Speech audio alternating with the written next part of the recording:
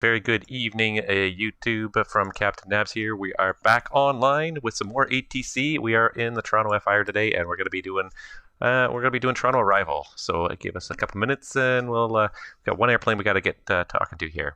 Sorry, and so who was calling on the ground in Toronto there? I missed it. Canada 701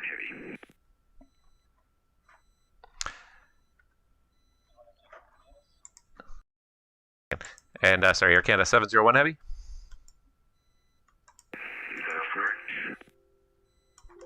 All right, sorry about that. I just had to adjust my volume for myself there. Perfect. Air Canada 701 Heavy, good evening. Are you looking for the IFR now to Chicago? Yes, sir. We're looking for the IFR clearance to Chicago, please, sir. Canada 701 Heavy.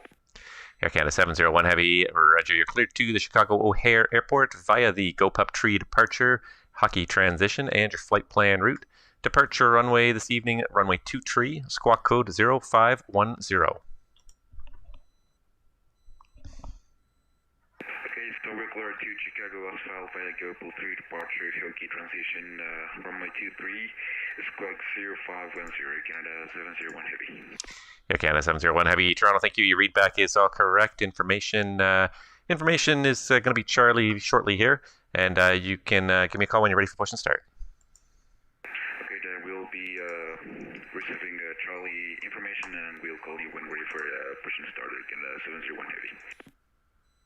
All right, so he's got his clearance. We'll mark him down as cleared, and I might as well take control of the apron here. All right, so the FedEx, he has the wrong SID, but we'll fix that. Didn't want to stick to it, so it should be, I believe it's dead key for the OLAVA transition. Okay, and we're going to get the ATIS up here, up and running. So it was previously Bravo, so now we're going to get Charlie up here. So approach, we're not going to do RNAV, we're going to do ILS.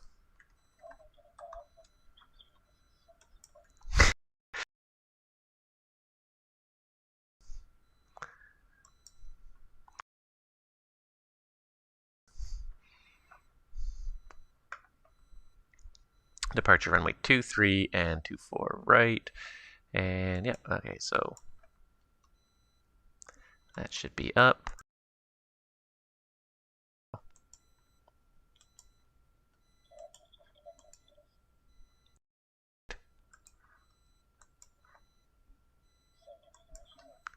Yeah, still the same configuration for now until something. All right, so we've got one aircraft here flying through our airspace this evening. Charlie Golf Indy Mike Whiskey is a VFR aircraft, Cherokee, just doing the downtown tour, and that's about it. We got two airplanes on the ground in Toronto. We got a bunch of arrivals inbound, so we're going to see some airplanes before too long. We do have a center controller over us that's going to help to lure in some aircraft. And I just noticed that my ATIS is malfunctioning, so I'm going to fix that. Let's see here. No, not there. There. All right. There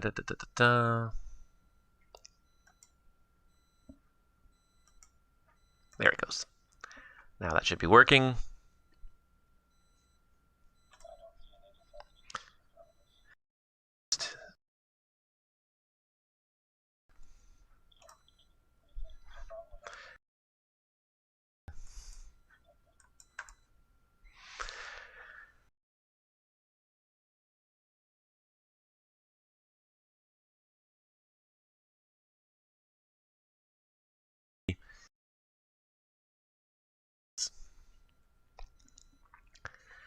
Golf Indy Mike Whiskey Toronto, I check you're established now over the downtown core. Let me know when your tour is complete with your intentions at that time. Indy Mike Whiskey. So there we go. I was debating, I was trying to figure out where to log on to give sort of the best ATC services. Canada 701 Heavy, we're ready for push and start. Air Canada 701. All right, I see you there. Air Canada 701, pushbacks approved. Tail to the tail to the east, and call ready for taxi. Tail to the east, and we'll call you ready for taxi Air Canada 701. And India Mike Whiskey, we're heading 090, 2,500, and can we get some touch and goes at Bishop? Charlie Golf India Mike Whiskey, touch and goes are approved. It's going to be runway 26. The winds at Toronto City are showing 220 at 4, and the altimeter is still 29083. You're cleared at the right base for runway 26. Right base, runway 26, Golf India Mike Whiskey. It's nice to see a VFR aircraft, something different, kind of, just providing some variety. You see the same thing over and over again. So what we can also do, we've got the Toronto Pearson view here. We can bring up a view of Toronto City. I don't have it in my quick list, but I should probably add it at some point. So I can bring up City Ground, and there we go. Now we can see if he does land full stop, we'll see him. But this is basically the extent of our domain anyways. It's just this circle. So it's not a very big airspace to deal with. Very easy to kind of keep the whole thing in sight. Just want to see a little bit outside of it too, so you can see the handoffs coming. So I've got my VATSPI open here. We do have a couple of inbounds. We got 2 inbounds from the east, 2 from the southeast. We got 1 that's on the ground in Boston, hasn't taken off yet. So not a whole heck of a lot of traffic this evening. It's kind of a little bit quiet for VATSIM this evening, but I'm hoping when we spend a little bit of time here together, we'll see a few more airplanes. That seems to always be the way of it, is you spend some time. I didn't mark the push here, but there's the push. You spend some time online in the VATSIM network, and people eventually will come online. Eddie Mike Whiskey, after touch and go, it's a left-hand circuit. Winds, again, 220 at 4. Cleared the touch and go, runway 26. Cleared touch and go 26, Indy Mike Whiskey. So we're also getting to play the role, of course, of tower there. Play the role of tower there at Toronto City, as well as Toronto Pearson, because there's no other controllers on below us. We do have the center controller on above us, so hopefully, I hope I didn't steal too much of his thunder. All the Toronto airports are a little bit quiet this evening. It's a little bit disappointing. Not totally surprising, but hopefully, like I said, we'll draw on a little bit of traffic. We got 2 more airplanes here. We got FedEx over here on the FedEx apron. He's got a flight plan filed, hasn't talked to us yet. We got an Air Canada 826 here, no flight plan filed yet, so they're still a little ways from going anywhere, but give it time. In the meantime, if you've got any questions about ATC on VATSIM, there's touch and go coming in at the island. Feel free to ask. There you go.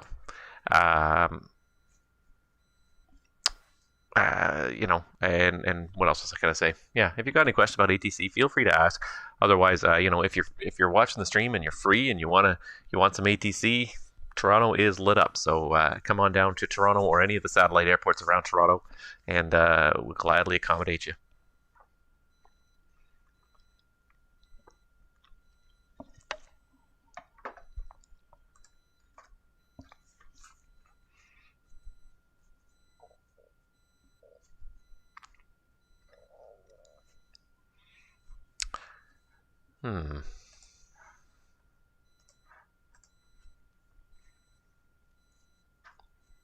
Just keep looking at the VATSPI window as well, and we do have a whole bunch of good airplanes here this evening.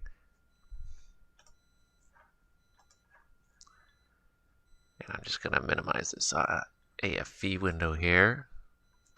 I got a whole bunch of ATC online this evening. That's what's stealing away a lot of it. We've got 2 Boston centers, Washington Center, Montreal Center, Ottawa rival. Quite a lot of ATC to the south and east, and this is usually pretty good for Toronto. Like if New York and Boston are online, that's usually a pretty reasonable length flight to and from Toronto. So people see Toronto on as well as New York and Boston. That's very popular. Left downwind 26, touch and go. Golf India Mike Whiskey, the winds 200 at 4. Clear the touch and go, runway 26. Cleared touch and go 26, India Mike Whiskey. Air Canada 701 should be just about done there.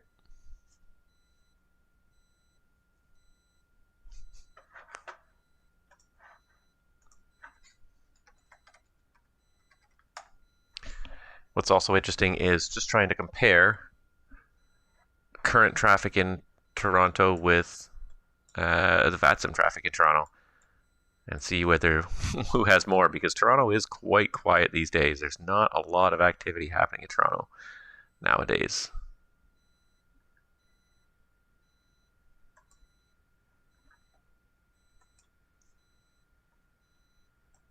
And right now in Toronto, I see one on flight radar. I see one airplane taxiing out. One. And then there's another target on here.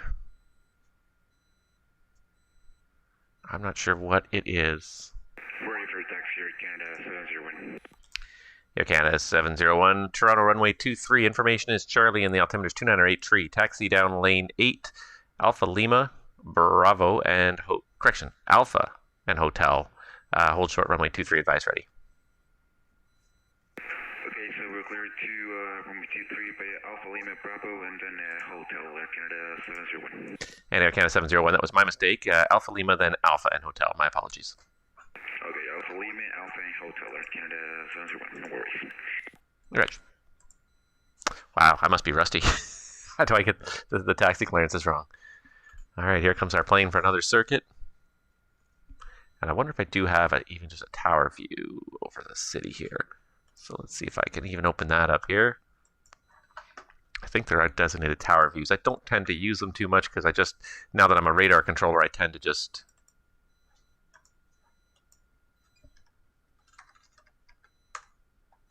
Yeah, it's not a very good view. Now that I'm a radar controller, I just tend to use the radar view as a tower view as well.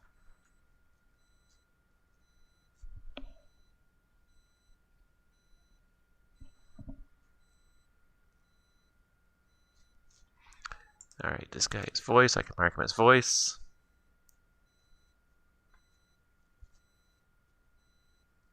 And he's a PA-28, so I should just...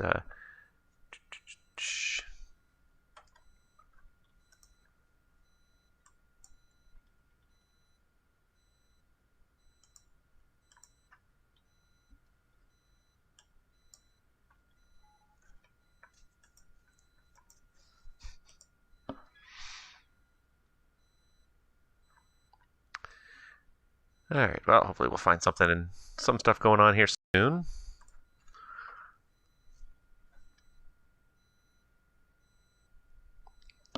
Nothing happening very quickly. Air Canada 826 Toronto India Mike Whiskey, left downwind, runway 26, touch and go. India Mike Whiskey, Toronto, the wind still 200 at 4. Cleared the touch and go, runway 26. Cleared touch and go, 26, India Mike Whiskey.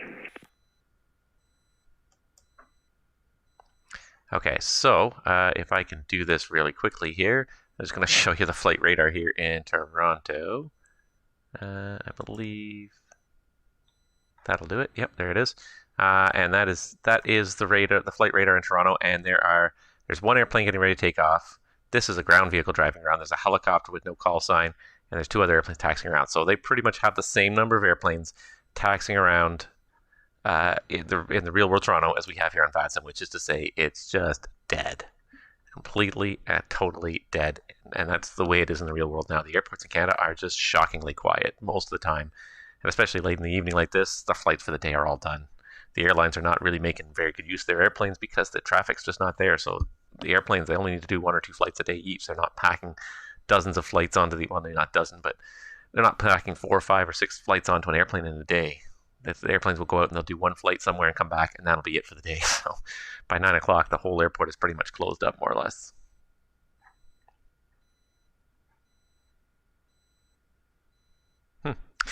What's interesting here, most tracked flight on Memphis FedEx 251, squawking 7700. Well, that'll make people sit up and take notice. And it looks like he landed in there in San Juan in Puerto Rico, and that's it. Didn't move off the runway, just rolled to the end of the runway. So I wonder what happened there. Interesting. All right, what's going on over here at VATSIM again? Canada 701's halfway there. Oh, we got a flight plan for Air Canada 826 too. All right, good stuff, good stuff. Let's have a quick look, and it is incorrect flight plan because it's not the right departure. It's not the right, yeah, it's not the right SID. So we're gonna have to fix that whenever he calls up. So he's filed a prop SID. We're just gonna have to make sure when he calls up, we're gonna make sure he switches over to the jet SID instead because he's listed as a Type A320. Wait a second. FedEx 3553 is listed as a King Air. B350 is a King Air. He should be on the Beaumet departure.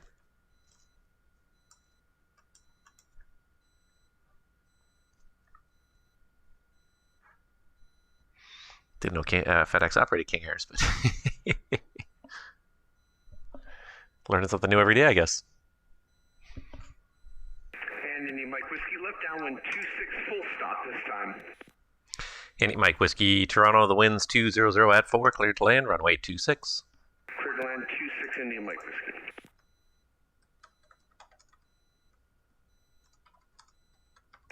Canada 701, fully ready for departure. Air Canada 701, Toronto, contact me once you're airborne. The wind's 340 at 6, clear for takeoff, runway 23. Hold you 1 airborne and we're clear for takeoff on my 23, Air Canada 701. Alright, he's departing. Good stuff. And just gonna find the live RVRs here now. Do I have live? I do. For Toronto City.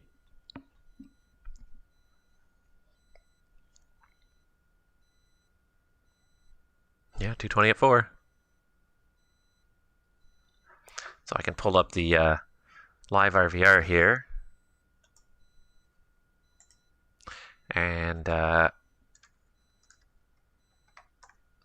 there's the live RVR right now at Toronto City, which is obviously 6,000 plus. It's a nice day, but the nice thing you get on the side here is you get the winds, and the winds update regularly, so you can give people an accurate wind. So you can pull up any airport you like and see the winds.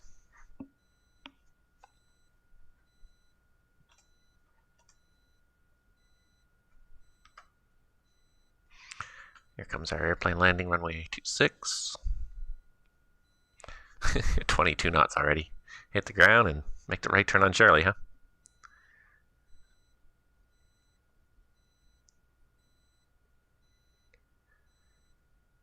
Golf India Mike Whiskey, Toronto, if you like, you can make the right turn there on Charlie. And are you done for the evening? You know what, if we could just pull over for a second and we'll let you know. Charlie, India Mike Whiskey. Yeah, you can just stop there anywhere you like on the apron. I've got no other traffic at City right now, and just give me a call if you're ready to go out again. Okay, thanks, India Mike Whiskey. All right, Air Canada 701, rolling.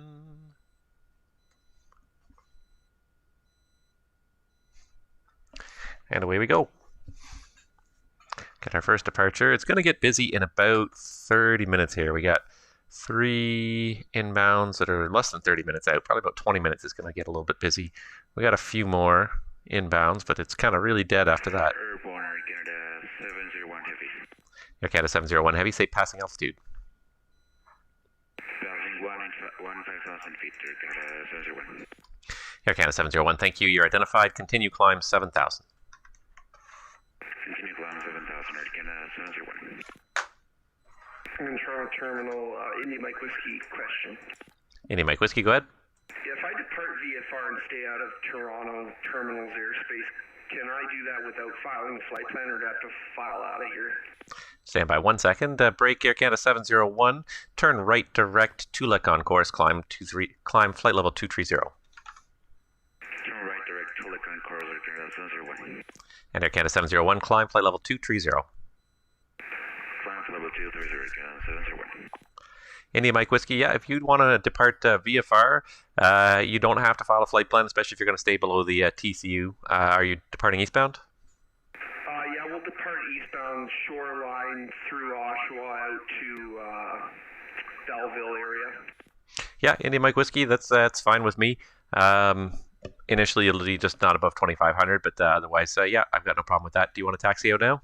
Okay, we're ready for, yeah, we're just outside Charlie here. We're ready for takeoff. All right, Indy Mike Whiskey, you can spin it around there. Taxi Charlie Delta, hold short of runway 26.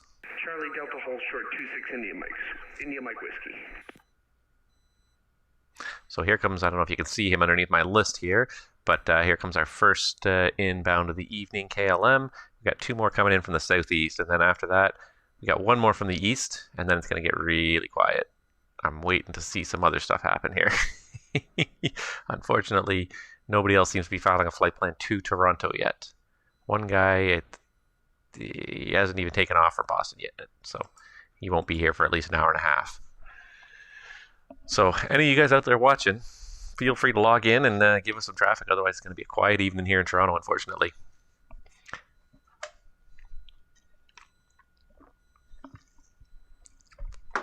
And this is my one problem too, is that I find my schedule often. I'm a later evening kind of person, and I tend to miss kind of the biggest the biggest evening peak, which tends to happen like right after the dinner hour. It seems to happen like around 22 to midnight and Zulu, certainly. India Mike Whiskey holding short 26, ready for departure. India Mike Whiskey, a left turn out to follow the shoreline east and not above 2,500 feet initially. Winds are 220 at 5, clear for takeoff, runway 26. Clear for takeoff, runway 26, left turn out, not above 2,500, India Mike Whiskey. All right, well, he's definitely clear of my airspace. I got no other airplanes to conflict with him, so I might as well send him over to center. Air Canada 701 Heavy, contact Toronto Center now, 125.77. Good evening. 125.77. Thank you very much for the control. You do a very good job. Bye-bye. Thanks, bye. Yeah, if these airplanes get moving soon, it might create a couple of conflicts in a few minutes here, but yeah, nothing much tonight. I get jealous sometimes of the American sectors because the American sectors seem to get more traffic in general than the Canadian sectors. Some of those guys in the States, they're talking nonstop, and the only people I'm talking to nonstop are you guys watching, because there's just not a whole lot happening. Even if I had control of the entire Toronto FIR, there's not much going on. Let's see here. I can't even see it because I can't see. My radar does not cover that far out. That's as far as my visibility extends, but there is literally nobody up here. So the Toronto Center controller is barely talking to, I think I'm talking to more planes than he is. Maybe it's a tie at this point.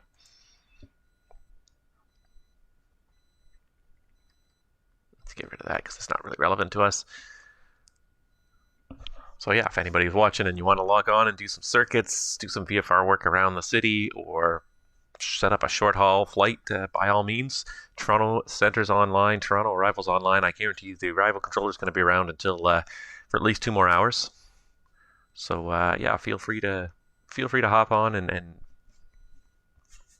load up a flight, do whatever you like, try out those new CRJs. And you can do some really good flights in the CRJ really quickly in the Toronto FIR. You can go up to some of the airports like Timmins or Sudbury, or you can go down to London, or over to Ottawa if you want to. Over in the Montreal sector, there's Ottawa Arrival online, Montreal Center's online, so you can head that way as well. There's lots of stuff to do right now. And those CRJs are just great for kind of getting covering a decent amount of ground in a short period of time.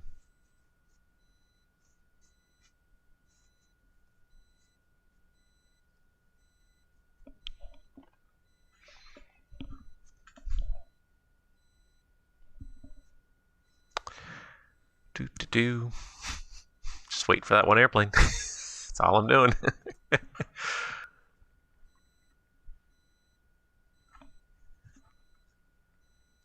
On the other hand, next weekend, it's not going to look anything like this. I think the schedules have actually been published for next weekend, so I might be able to look that up now. They're not published very prominently, but I believe the schedule was published a while ago. So,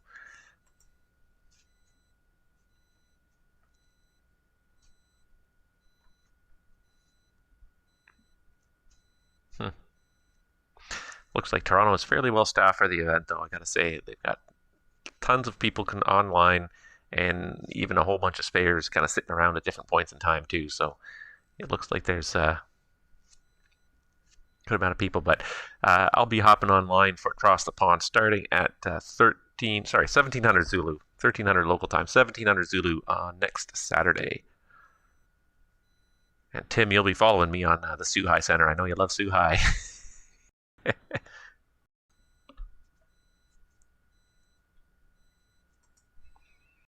So you'll be following me on Suhai eventually.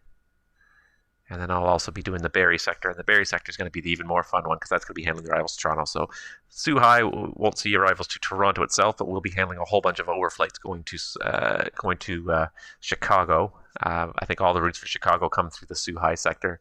Not sure if anything else. Not sure if any of the Denver flights come through the Suhai sector, but at the very least, we'll be responsible for getting planes organized going into Chicago. So that'll make Suhai very interesting for the first 2 hours. Then I'll get about a half an hour break, and then at let's see, at what time here? Then at about 1930 Zulu, I'll be doing the Barrie sector, which is the East Toronto sector. So I'll be dealing with a whole bunch of Toronto arrivals. So that will be a busy period of time. So definitely mark your calendars. If you're not flying, join me for the stream next week because that's going to be fun. And KLM 695, did you call Toronto? Hi, Toronto approach. KLM 695 with you, 8,800 feet. KLM 695, heavy Toronto arrival. Good evening. Information is Charlie, runway is 24 right. Roger, we have information Charlie on board, and we are set up for runway 24 right. KLM 695, thank you. Proceed direct Ebdal, descend 5,000. Proceed direct Ebdal, descend and maintain 5,000. KLM 695. Not that I think he's going to be a conflict with this guy, but that just takes him a little further away and also just shortcuts him. Just kind of cuts the dog leg and just gives a nice direct heading onto the approach. And that's what we're trying to do here, is just get airplanes moved to their destination as quickly and safely as possible. That is the name of the game in ATC. And especially when it's quiet like this. Again, I'm going to go back to my Flight Radar 24, and I'm just going to, let's see here. I'm going to go back to Toronto, and I'm going to even just zoom out and see how many airplanes are in the terminal unit overall. And the answer is probably the real-world terminal controller is talking to 2 airplanes. Again, if I just quickly switch over here to the browser, there's 2 airplanes. One just on final and one that just departed, and that's it. That's all. So the real world terminal controller is talking to 2 airplanes, and that's Toronto nowadays. Like it's so dead in the real world, and it's not getting any better. MD-11. Oh, and here comes the next arrival here. So it's going to be a little bit busy for a couple of minutes here, and then unfortunately it's going to fade out just as quickly afterwards.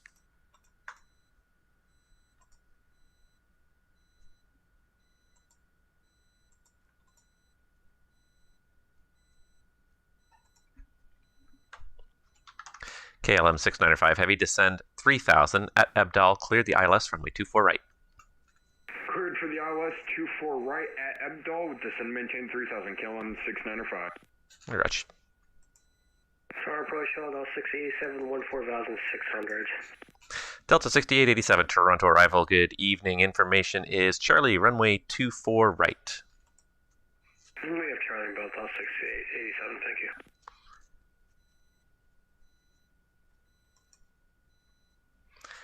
Delta 6887, Toronto, proceed direct Mayrod, descend 8,000.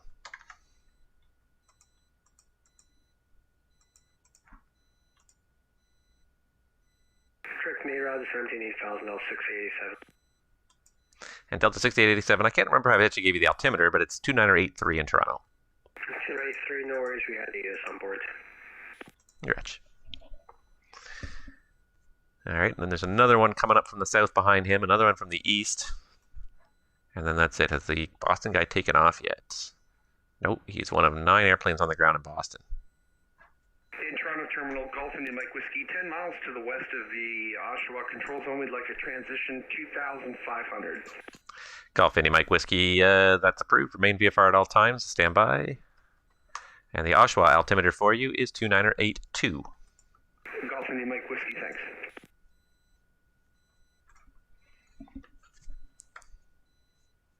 Oh, we got another one on the ground. We got a live one here. ASXGSA. I don't know what that is, but it's an airplane. It's something anyways. Alright, since he's gone from Toronto City, we can close that view and take it out of our cycle here. And that's one thing that I do try to do is I try to cycle through the views I have open periodically to make sure things are not happening unexpectedly, especially when you're working as like a terminal radar controller and then you're also covering ground positions. Oftentimes pilots on VATSIM are not aware that you cover and fulfill the roles at the controlled airports, so they'll start taxiing without talking to anybody. So you have to always cycle, even if nobody's talking to you. You always have to cycle through these views to see what's happening, to see if anybody's coming that's not talking to you. This guy doesn't look like he's direct to Epdal. He looks like, yeah, no, he's missing Epdal, but as long as he intercepts the localizer, I'm okay with that. There's not too many other airplanes out there.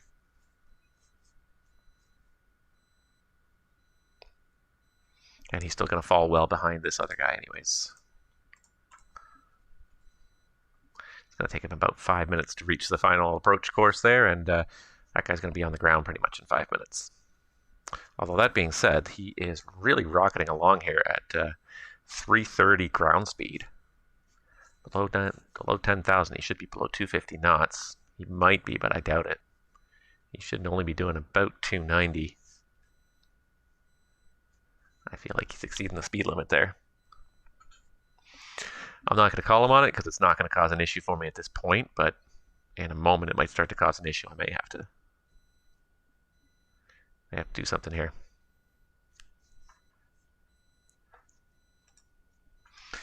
And I guess you're supposed to cover Oshawa, aren't you?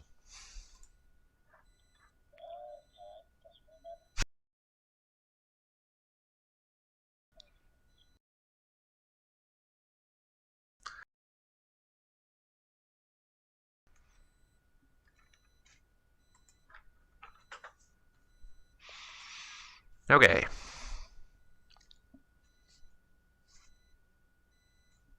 Here comes our next arrival from the south, our next arrival from the east. They're just coming into the screen, and after that, I've got no more arrivals for at least an hour and a half. So hopefully we'll get some departures at least going here. All right, Delta 6887 starting to slow down now.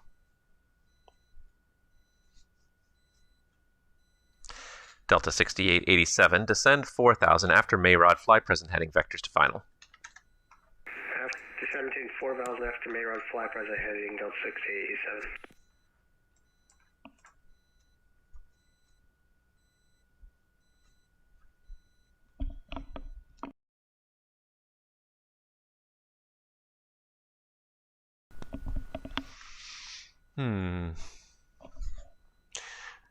If anybody has any questions about what you see happening or anything about VATSIM, please feel free to ask. Otherwise, we got very little to talk about here.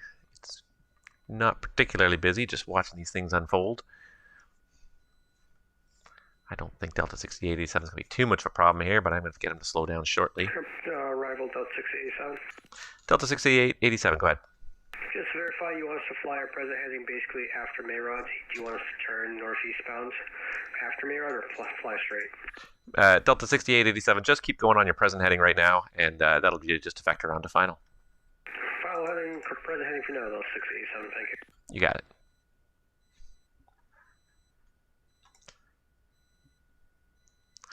KLM 695 Heavy Toronto, speed 160 or faster to NOAA, please.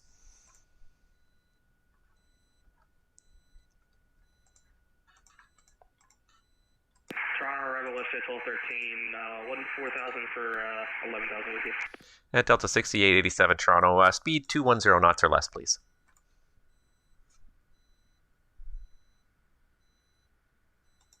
Delta 6887 Toronto, speed 210 or less, please.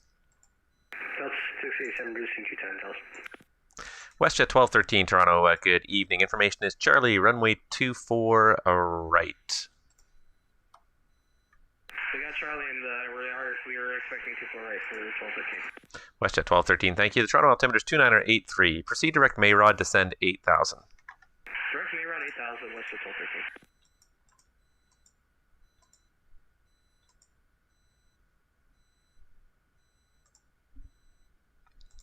Delta 6887, fly heading 330, descend 3000. 330, 3000, that's 687.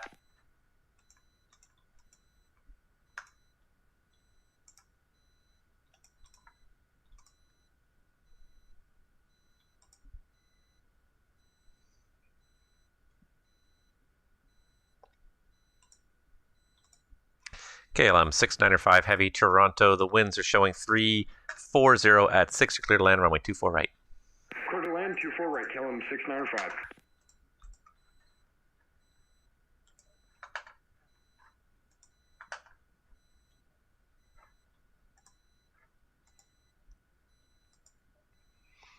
All right, speed should not be an issue here. I was a little bit worried he was gaining a little bit, but no, it's more than under control at this point.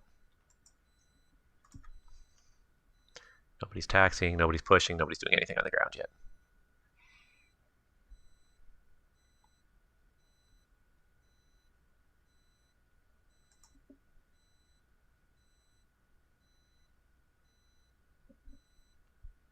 Delta 6887 Toronto, turn left heading 270 for the intercept, cleared ILS, runway 24 right.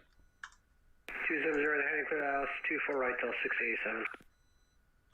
Indy Mike Whiskey, you've cleared the Oshawa control zone to the southeast. Did you want more flight following on the way to Kingston? Yeah, if you wouldn't mind.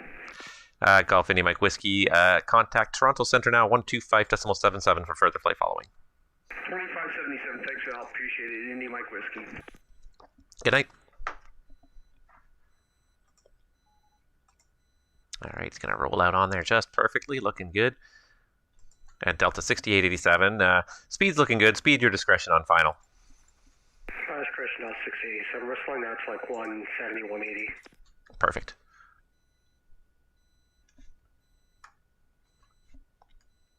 WestJet 1213, descend 6000. 6000, 1213. KLM 695 Heavy, welcome to Toronto. Right turn on, I'm going to guess you're make Charlie 4 there.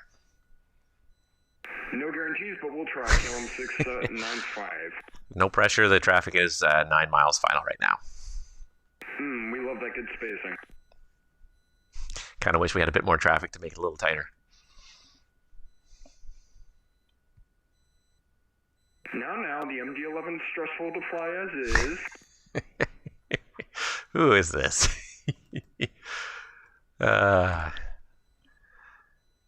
Chum of Chance. Closest made by 3 engine gang. Good morning. Is the center controller competent or clueless? The center controller seems perfectly competent to me.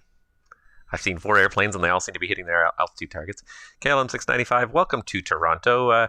You can make the right turn onto Delta. And do you have a gate assignment? We do not have a gate assignment. We'll take anything. All right, KLM 695.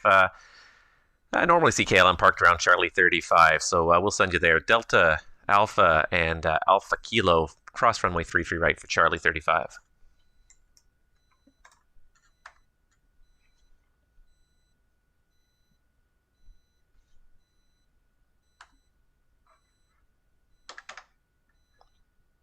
WestJet 1213, descend 4000. 4000, 1213. Delta 6887, Toronto winds 300 at 3, cleared to land, runway 24 right. Clear line 24 right till 687. We're going to Alpha 3 afterwards. Alpha 3, copy that, Delta 6887, thanks. I'm sorry, Alpha 7. Alpha 7, roger.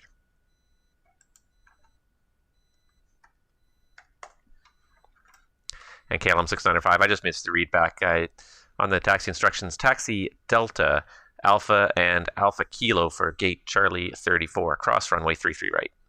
First. Taxi by Delta, Alpha, Alpha Kilo for Charlie 34, KLM 695. I think I said Charlie 35 the first time, but either way, Rutch. Either way it works. Now the WestJet here is going to be a little bit high. Arrival at counter 427, descending through 9,500. WestJet 1213, Toronto, continue present heading vectors to final. Present heading vectors, final 1213. Air Canada 427, Toronto, good evening. Information in Toronto is Charlie, runway 24 right, the altimeter 29er83. Information Charlie, and altimeter is 2983 and runway 24 right, Canada 427. Air Canada 427, thank you. Descend 5,000. Send 5,000, Canada 47. All right, so because WestJet's got to really kind of lose some altitude here, I'm going to have to send him out a little further, which is going to put him in a little bit of a conflict with the Air Canada here.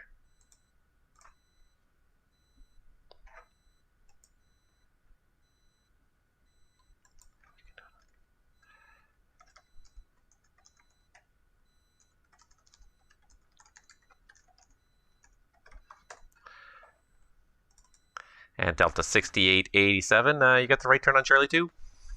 Yes, we do. Delta 687. Delta 6887, perfect, thank you. Right turn Charlie 2, right turn Echo, and Delta Alpha Tango for, I believe you said Alpha 7. Yeah, so Charlie 2, Echo, Delta, and then the rest. And Alpha Tango, cross runway 33 right.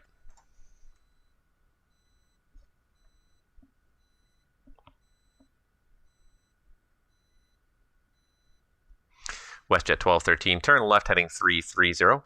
For the taxiway. Stand by. WestJet 1213, turn left heading 270. 270, 1230. And WestJet 1213, thank you on that heading. Intercept the localizer, cleared ILS runway 248.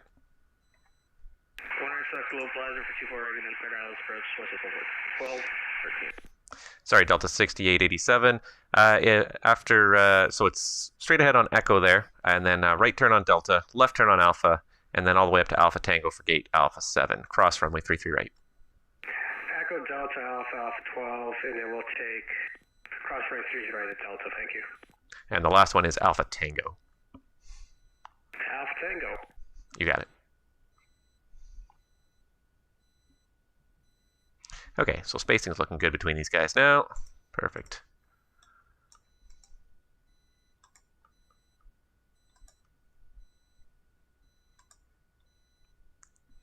Air Canada 427 Toronto, fly heading 270, descend 4,000. Heading 270 and descend 4,000, Canada 47. Air Canada 427, that's correct. On that heading, intercept the localizer, cleared ILS, runway 24 right. Heading will intercept the localizer, and we'll clear for 24 right, Canada 47. Gotcha. So I was a little bit worried that spacing might not work out there, but yeah, WestJet brought it around in plenty of time there, so no problem at all. And WestJet 1213 Toronto, speed 160 or faster to NOAA, please. 160 or faster, 1213.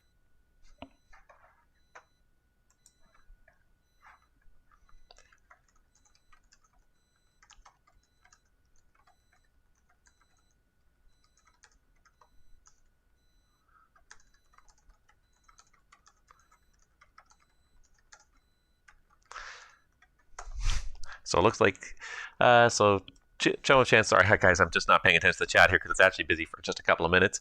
But just watching the stream, I hope you're enjoying it. It's a little bit busy right now, but I'm afraid it's going to come to an end because these airplanes that are inbound now are the last we got for,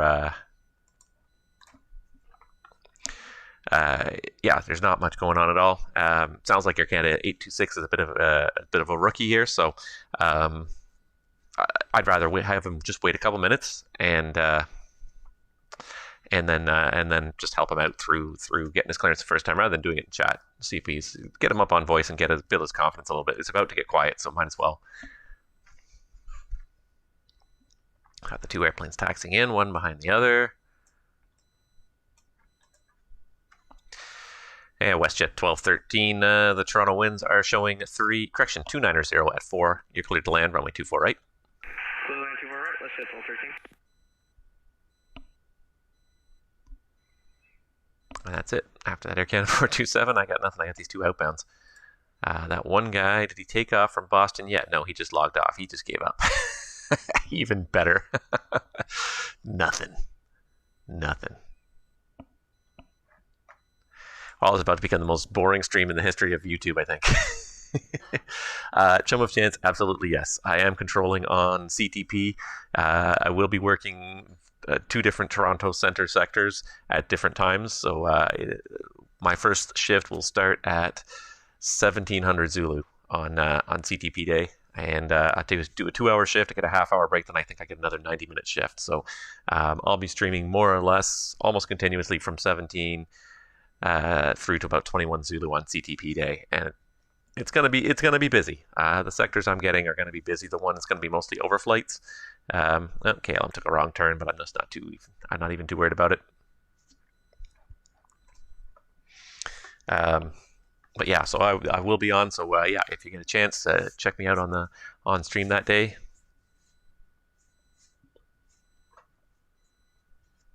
And KLM 6905, looks like you made a wrong turn there, but no big deal. Just make the left turn along the end of the ramp, and you can get all the way around to Charlie 34 that way. Roger, KLM 695. Here comes the WestJet.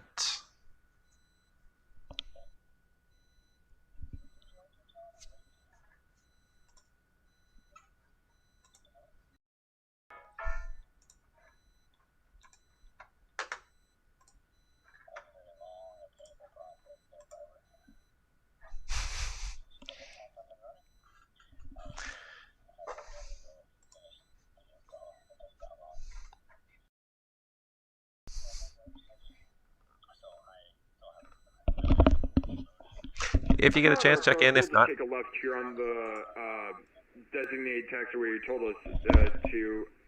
You may have to point out the Charlie terminal for us, though.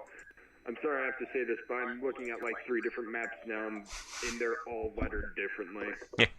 KLM 695, no problem. Yeah, just continue along the end of the apron, and I'll tell you when you're at the gate there. All right, thank you so much. No problem. WestJet 1213, if you got it, the hard right on echo is approved, and where are you parking? We're going to the Charlie 30, and we weren't able to make echo. If we could take next right, that'd be great. Yeah, WestJet 1213, no problem. Right turn on Charlie 4, then taxi Delta Alpha and Alpha Kilo for Charlie 30, cross runway 33 right. Alright, we'll exit Charlie 4, Delta Alpha, and was it Alpha Kilo for Charlie 30? You got it, WestJet 1213. And cross 33 right. 1213. Gotcha. Air Canada 427, traffic ahead is clearing. Winds are 290 at 4. You're cleared to land at runway 24 right. Clear land 24 right, Air Canada 47. All right.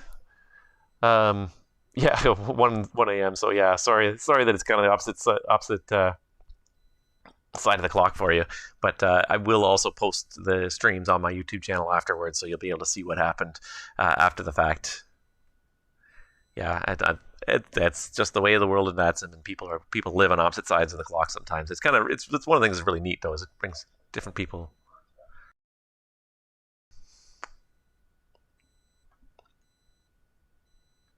Air Canada 826 Toronto, are you on frequency?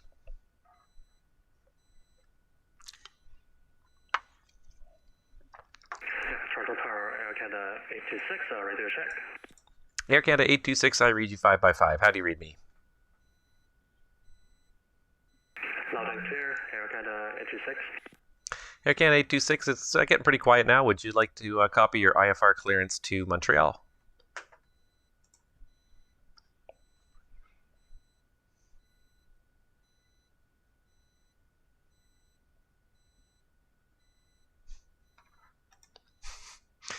Getting a pencil ready.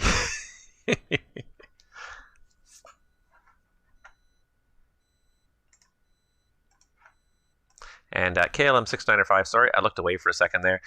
Just missed Charlie 34, but any gate there on the right, that next one's Charlie 33, will be fine as well. Yeah, we're going to Charlie 33. Thank you. No problem, sorry about that. No, you're good. Toronto Tower, Air Canada 826 at, sorry, didn't copy gate number when I loaded here. I'm here with information Mike, request IFR clearance to Montreal, yep. Air Canada 826, no problem. It's not quite as filed. So you're clear to Montreal via the dead key for departure. That's Delta Echo Delta Kilo India number 4. And the Miglo transition from there. Then your flight planned route. departure runway 24 right, squawk code 2233.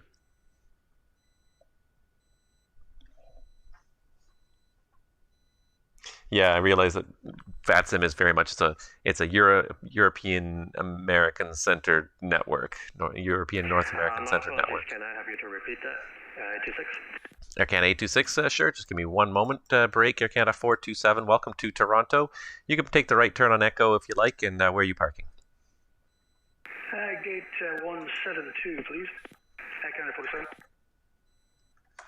Air Canada 427, Roger for 172. Taxi Delta, cross runway 3. Actually, let's make this a little easier for you. Taxi Echo, Victor, and then straight in Alpha Mike to 172.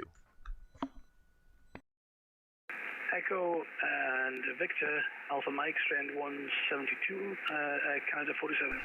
Air Canada 427, that's correct. I don't think I said it. You are cleared to cross runway 33 right. And cleared across runway 33 right, Air Canada 47. Gotcha. Air Canada 826 Toronto.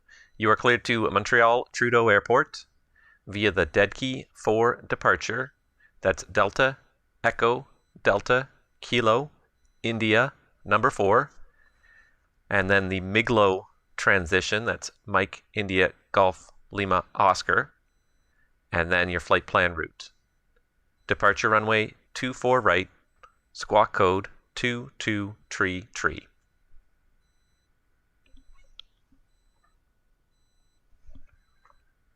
Hopefully you got it the second time. There will be the deck key for departure with the Miglo transition. Runway 24 right for departure, squawk 2233, Air Canada 826. Sounds like he knows what he's doing. Air Canada 826, that readback is all correct. I've got information, Charlie Current. Give me a call when you're ready for push and start. KLM 6905 is at the gate. Thank you so much for the service. It's been a long flight. Well, welcome to Toronto. Go have yourself a beer. You deserve it, I'm sure. Thanks.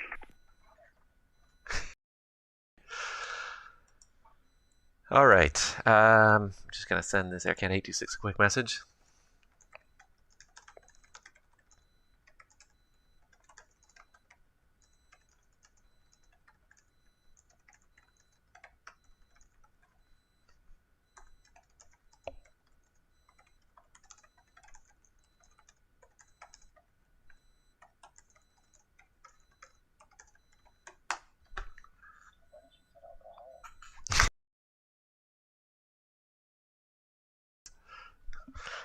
Yeah, that's true. What if that person is an alcoholic? I don't know. Never thought about that. I'm just trying to be friendly, and no matter what you do in this life, someone's gonna criticize it. Thanks. You just ruined the whole evening for me. That's it. I'm logging off now. Okay. So that's it. That's all we've got. So we've got this Air Canada 826. He's got his clearance. He's going to call us to the push eventually. And this FedEx King Air over here that we have not spoken to, has not breathed a word. I don't even know if they're going to actually depart or anything. Who knows? But yeah, so that's it right now.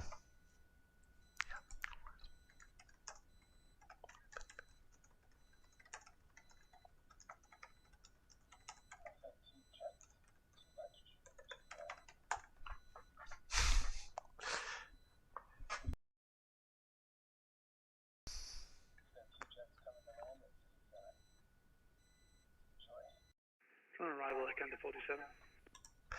Air Canada 427, go ahead. Yeah, just my mistake on the gate there. Actually, I probably should have said 140, not 172, wrong one. So we'll just move along to the to the apron here to 140, Air Canada 47.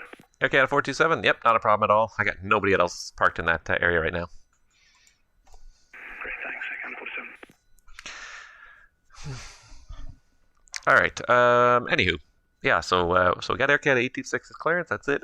It was just as you pointed out to me that we have 2 airplanes inbound to Toronto City Centre in a little bit. So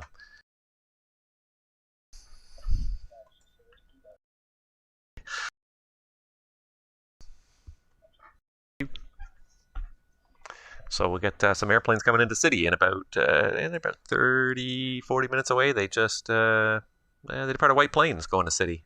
City is not an airport that I usually see a lot of traffic in and out of, so I don't even often go and check to see if there's any traffic going in and out of it. So it's kind of nice that there are some airplanes. So we are going to see another pair of airplanes, 2 biz jets. Let's see, what is that? That's a E55P. Is that the Eclipse jet? And then the Cirrus Vision jet? Is that those? Well, let's see if I know my codes here, my airplane codes. I'm curious. No, the E55 is the Phenom.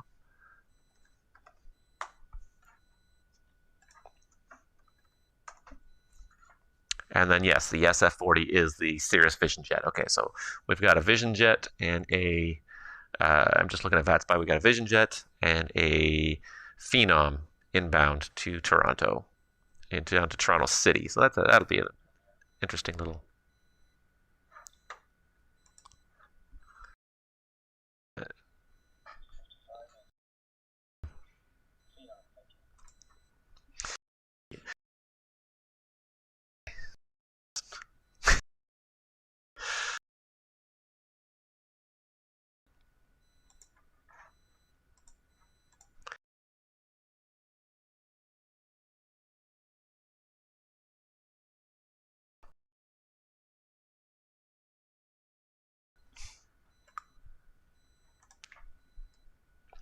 All right, so we got all of our planes docking here in Toronto.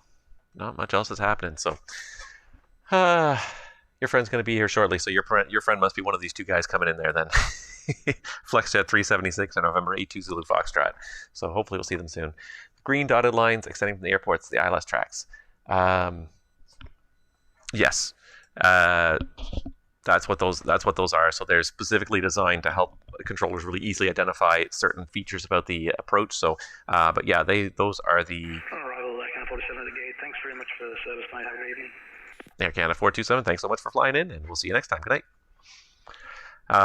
Yeah, so those are the ILS final approach tracks. They're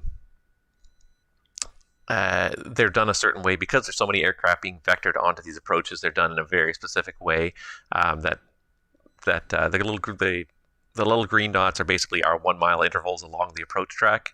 The yellow line here stretches from the 5 to the 3,000 foot intercept point, and then there's little blue dots here at the 4 and 5,000 intercept points. So there's a lot of stuff to sort of help controllers to plan, target, and aim and be really efficient. Most of the other airports around Toronto don't need that. There are ILSs. There are ILSs over here at Toronto City. There's ILSs at there's 1 ILS at Hamilton, 1 ILS at Kitchener, and that's it. There's nothing at Oshawa. There's nothing at Buttonville. There's a localizer at Buttonville, but no glide slope. So I can actually draw those on the screen. They don't look the same as this one, though. This one's very detailed and very specific because it's such a high traffic airport. It's to get people to focus in on what they're seeing there, to be able to really efficiently vector the traffic on to final as closely as possible. The other ones, it's not as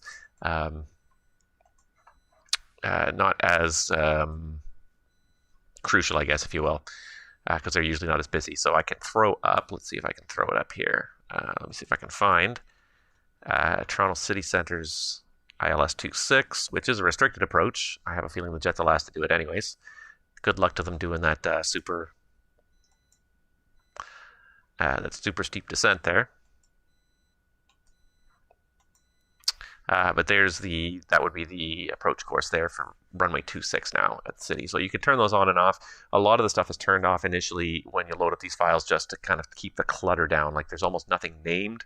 This is a very kind of low clutter environment to kind of enable you to focus more than anything on the airplanes. I wish I could get rid of the silly numbers here, but I cannot just seem to focus on right where there they are. There it is, got rid of them. So yeah, so these airports do have an ILS. So Hamilton's got one.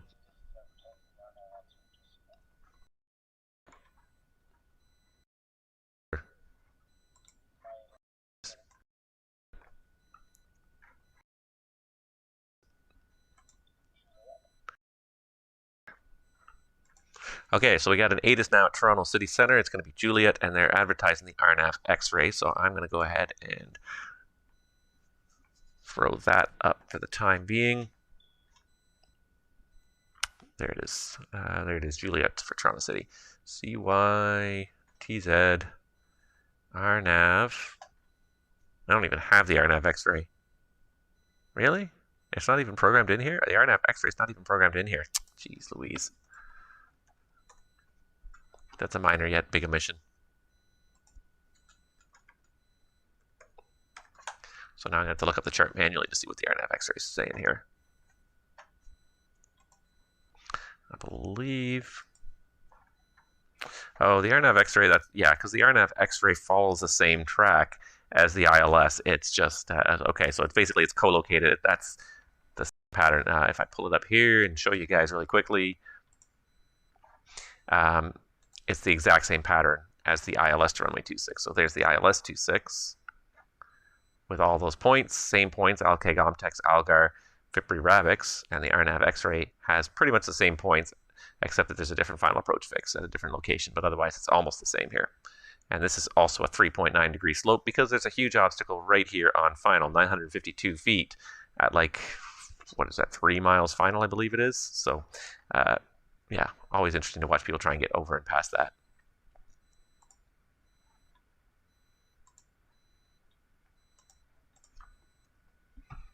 All right, anything else happening here on the ground? Nope, these guys are docked at the gate. Ooh, this is somebody new. Air Canada 197, we got a new airplane. So we are going to get some people eventually here.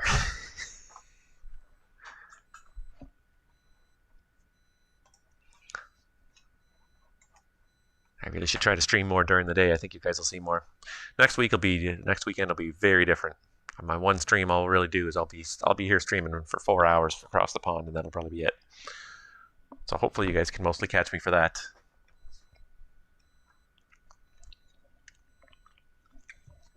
Because that's going to be a busy workload. Because Chicago is one of the arrival airports, so all the arrivals for Chicago are going to be coming through Montreal, through this upper sector. So this is the first sector I'm going to control, this northern sector here. So I'm going to be controlling and spacing out all the arrivals to Chicago, spacing them out properly, as well as whatever other random overflights and arrivals and departures happen from airports over there. And then after that, we shift to the east sector. After a short break, we'll shift to the east sector, and we'll be handling the arrivals into Toronto. So there's a lot of controllers booked in for Toronto. It's good. It's good. This is the first year I can say I'm looking at it, and I can honestly say they are not short for controllers at all. Usually most years you get like a little bit of panic in the event coordinators in the last week or so leading up to cross the pond as they realize they just don't think they have enough controllers to deal with it. But I think I don't think that's going to be the case this year. It looks like even if a couple of people don't show up, they've got 2 to 3 spares at any given point in time. So I think I don't think it's going to be too much of a problem this year. I think there's going to be plenty of controllers.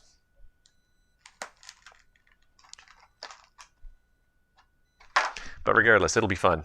So I hope you guys will stick around for that. Chumma Chance, thanks very much for dropping by. I appreciate it. And yeah. Hopefully I'll get to see you next weekend. If not, just make sure you can watch the videos. They'll be posted to the channel after, probably a day or two after Cross the Pond. Excuse me. So yeah, I've got one more video as well I have to post to the channel. It's probably going to post tomorrow. For my Twitch stream that I did yesterday morning. And that was a fun one. I've got to say, that was a ton of fun. I did a Twitch stream yesterday morning. We did 2 CRJ flights back to back, basically really working the life of the regional pilot. So I did 2 short hops. Basically, each one was about an hour. The first one was an hour and 10 flight, and the second one was less than an hour flight in total. So 2 really short hops with a short turn in between, less than 30 minutes. And we actually got it turned around, I think, in about 22 minutes. We got it turned around, which is pretty good. When I was flying the Dash 8, the standard turnaround time for the Dash 8 was considered to be 25 minutes. So 25 minutes from the time you set the brake at the gate, you were expected to have the airplane deplaned, cleaned, and everything set up for another departure, fully boarded, and closing the door again within 25 minutes. So, and that was, that's a plane with 76 people. And Chumma Chance, no problem. I'm glad I helped you out, and always feel free to ask me any questions when you see me on chat there. Yeah, so the Dash 8 was 25 minutes, and it was 74 people in that airplane, so it was almost impossible to do it if you had a full load to offload and to board onto the airplane. Almost impossible. Not totally, but almost. But, yeah. Toronto ground, Air Canada 826, ready for pushback and start. Air Canada 826 Toronto, push back onto lane 9, tail north, and call ready for taxi. Facing north, 86.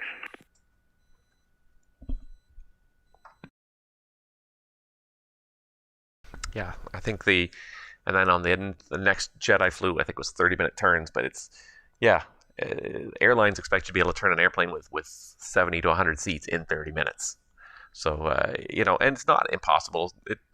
It's not impossible, but sometimes it feels like it's really quick, especially when you're doing all the setup in the simulator by yourself. There's no FO helping with any of the steps.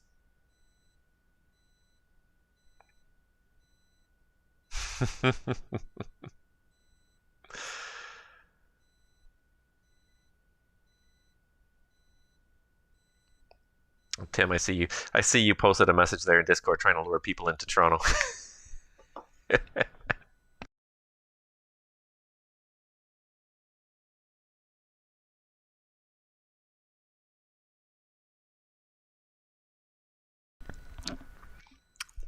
Not 100% sure that's what the VATCAN.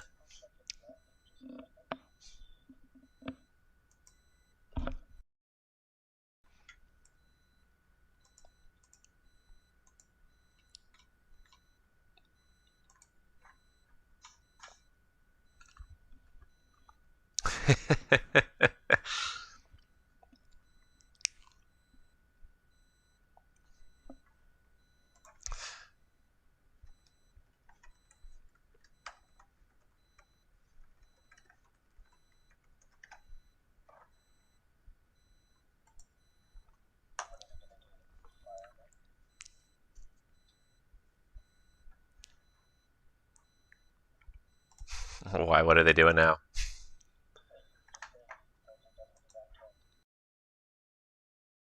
Sorry, there's such a disconnect sometimes.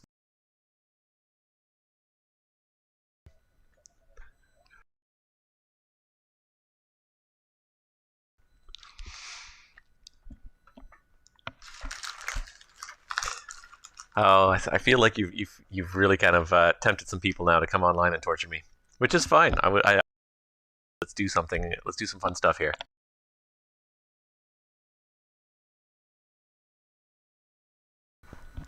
All right, we got Air Canada 197 with a flight plan filed here. Excellent. Going down to Boston. All right, I get to say Boston. I love saying Boston. The only thing better than saying Boston is saying Boston departure. People are going to hate me for that, I think. I said that to the real world guys a couple times.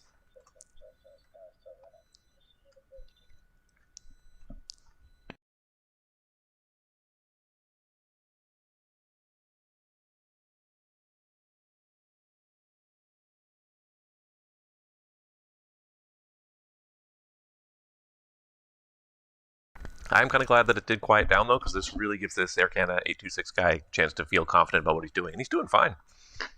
He sounded about as competent as any other VATSIM pilot. I would not have known he was a rookie based on his readback. He sounds like he knows what he's doing, which is great. So hopefully, hopefully he'll pull this off without too much trouble. But yeah, he sounds like he knows what he's doing anyway. So, sometimes it just takes you just have to go out there and just try and do it, or you realize you can't actually do something you want to do.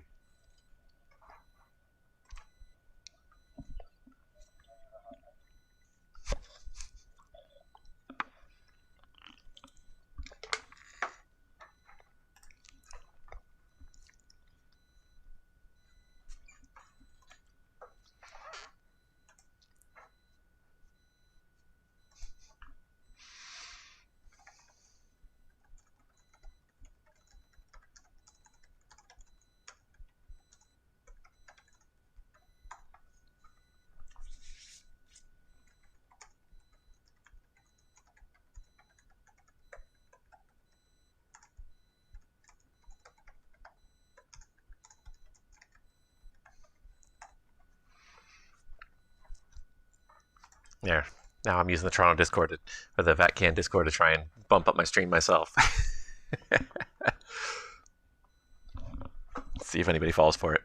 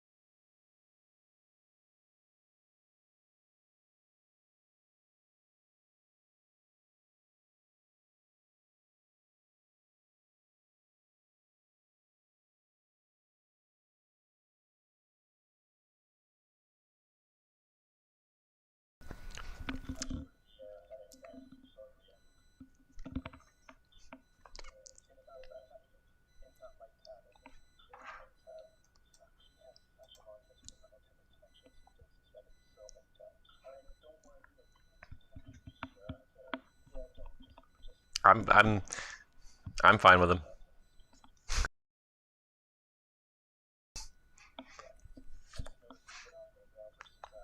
Oh, jeez, he's been on the ground for 6 hours. Oh, okay. Well, I guess we shouldn't expect him to leave anytime soon then.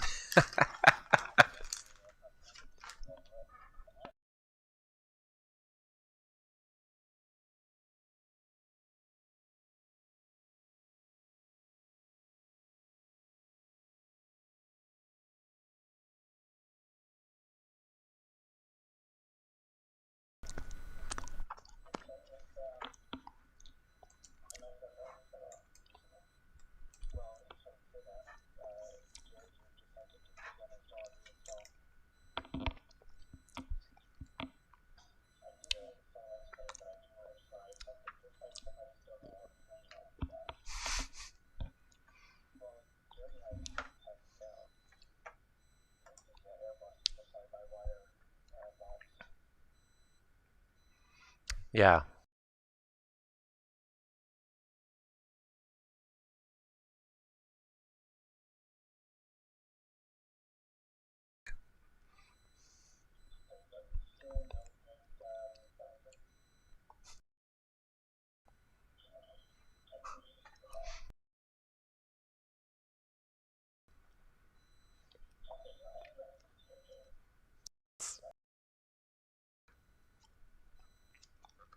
Toronto Current, Air Canada 826, ready for taxi.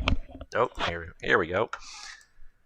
Air Canada 826 Toronto, runway 24 right, information is Delta, and the altimeter 2984. Taxi out, Delta Romeo, Delta, and hold short, runway 24 right.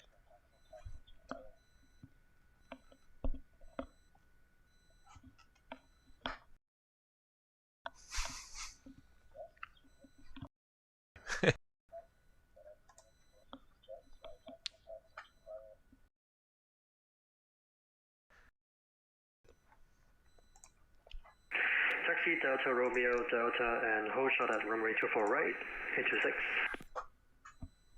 Raj. Okay, he sounds like he knows what he's doing. You know, he sounded when he was talking to me and chatting with me, he sounded not so confident, but he seems to know what he's doing. So, yeah, I don't see too many issues with him. Let's see here.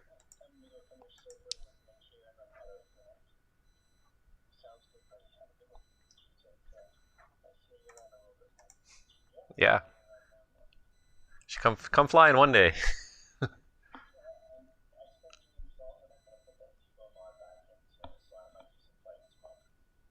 Sounds good. I'll be online somewhere tomorrow night. I don't know where. I was planning Montreal, but we'll see where there's an empty spot to log in, anyways.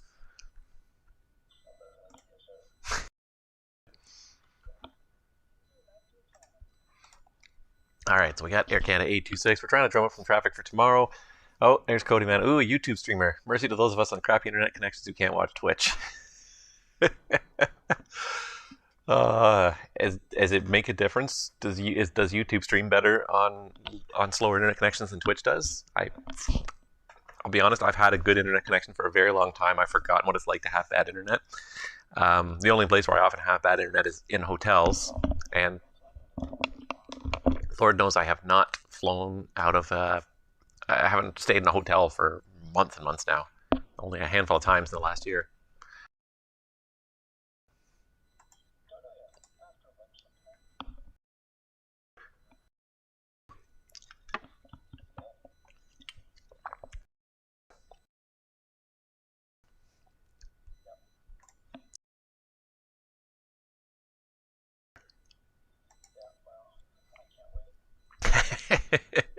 I ended up buying Key West last night.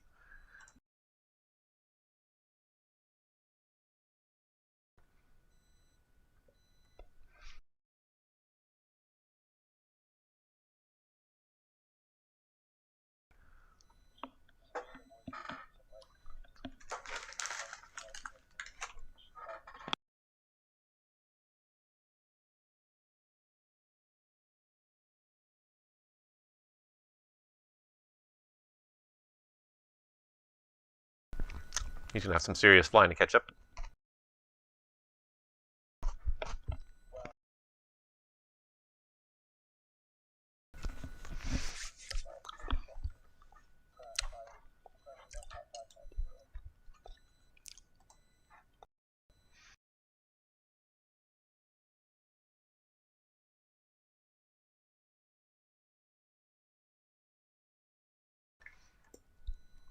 All right, so here comes my first arrival into Toronto.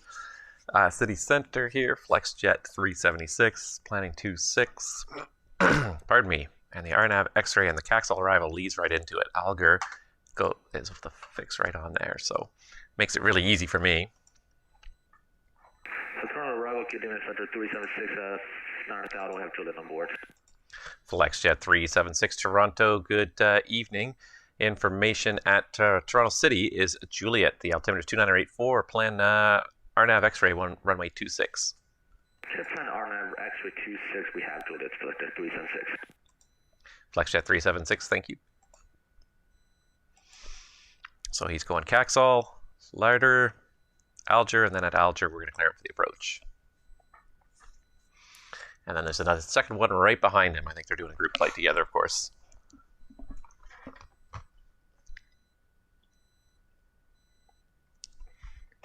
Interesting, yeah, okay. So Cody says it does better on lower quality settings. YouTube, it does better on lower quality settings. Yeah, that's one thing YouTube has done. I guess they've been around for longer. So you know, Twitch is still it's a mature platform in a lot of ways, but it's still in development in a lot of ways. And then one thing that I had a bit of a beef with was that it was very hard to kind of find a lot of analytics information. They sort of put a lot of information out there, but the information you're looking for often is very hard to find on Twitch. YouTube's analytics are worlds above where Twitch is. Now, mind you, of course, YouTube's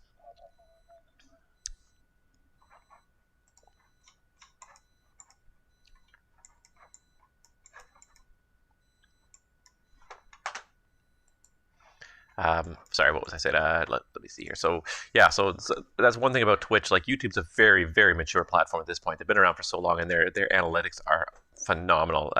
You can drill down to see so much of why certain videos are successful, why they're not, who's watching what and when, and just so much. And Twitch they have some analytics, but they're not great yet. They still leave a lot to be desired. So yeah, that's the thing. So I think just YouTube being a more mature platform, it's got a lot of those better features. So yeah, the ability to better modulate the bit rates to keep different bandwidth connections, because not everyone in the world still lives with a ultra bandwidth, and so many. That's one thing that bugs me so much about this modern world we have now. FlexJet 376 descend 7,000. Is that so much stuff depends on the internet connection, and so much stuff just refuses to work if you don't have a working internet connection. And my internet went down for a whole day, like about 2 weeks ago. It was very frustrating. So much stuff just won't even work. Apps on your computer won't load. Even on your phone, things will not load. Even games that you've purchased, that you've downloaded onto your computer, that will not load if they can't connect to a server. Even if they're not online games, but they just need to connect for license verification purposes, and you cannot play them without being connected to the internet. So it's very frustrating. Like just the assumption that people make that you always have a high-speed connection, always connected to the internet, and not everyone has it all the time. Certainly when I was going to hotels all the time, that was not the case. That was not the case all the time. Like some places had good internet connections, and some places had just really lousy, whether they were slow or whether they just would drop periodically. Makes it impossible to control or do something like that there. Air Canada 826 Toronto, are you ready? I need a few minutes to run the checklist. Air Canada 826.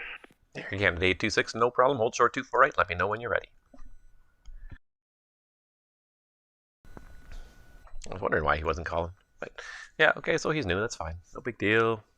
What's the crossing altitude here at Alger? I have not even seen this arrival, so it can be 2,000 even. Yeah, I have not even seen this arrival, to be honest. I haven't seen this arrival, I haven't seen this approach. I used to fly in and out of here all the time, but yeah, neither this arrival nor this approach existed at the time. FlexJet 376, descend 2,000. Descend 2,000, Center 376.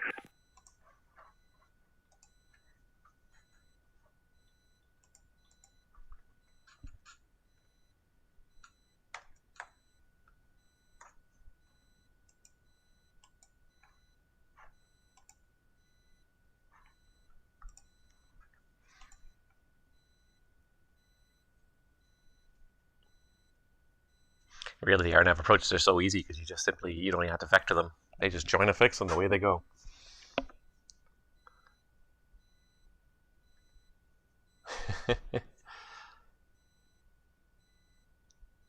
Discord video conferencing does not like me. I'm sorry, I didn't realize that Discord video conferencing was not working for you. That's too bad, and I didn't realize that. I'm sorry. But that's like I said, like most people, we just assume everyone has high-speed internet connections all the time now, and it's not always the case. FlexJet 376 at Alger, you're cleared the RNAV X-ray runway 26. Alger cleared the RNAV X-ray 26, FlexJet 376.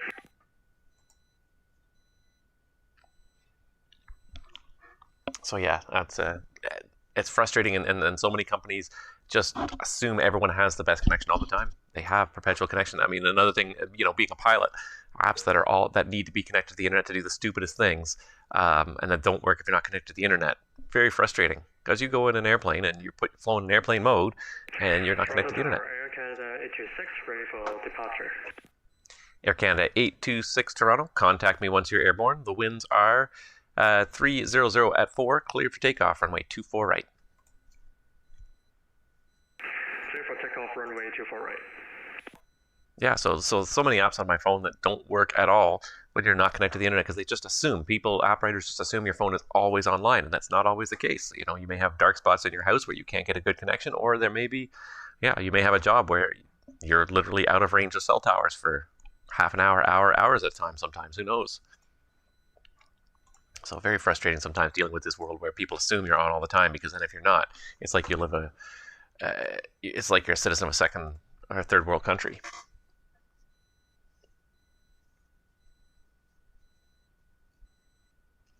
Well, I'm glad you got to work, and I'm sorry if it was a hassle for you.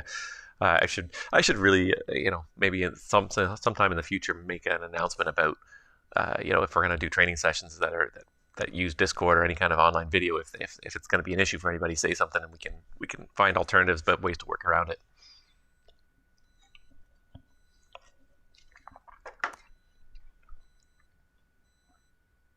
It's even the schools now, because even the schools. Good evening, Rouge 1849, flight level 185, descending to 11,000 feet.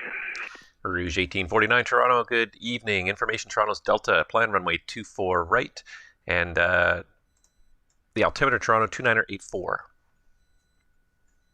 Information Delta on board, expect to arrive runway 24 right, altimeter 2984. Rouge Nope. 1849, thanks. FedEx is gone. For arrivals, November 82 Zulu Foxtrot, passing 9,500, descending 9,000 at Caxville. November 82 Zulu Foxtrot, Toronto arrival, good evening. Information Toronto City is Juliet, runway 26, plan the RNAV X-ray, the altimeter is 2984. So we got X-ray 2984, and we'll expect the RNAV X-ray 26 approach 2 Zulu Foxtrot. 2 Zulu Foxtrot, descend 7,000. 7,000, 2 Zulu Fox. All right, it suddenly got busy again. Unexpectedly. A happy, unexpected busyness.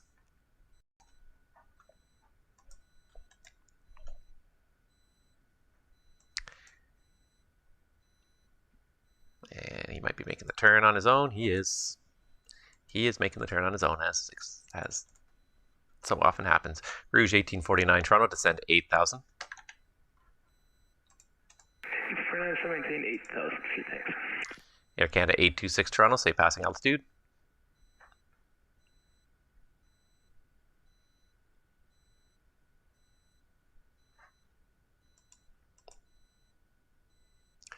Air Canada 826, Toronto, say passing altitude. Toronto Tower, Air Canada 826, at 3,700, climbing for 5,000. Air Canada 826, Toronto, thank you. You are identified. Climb flight level 230. Flight level 230, Air Canada 826.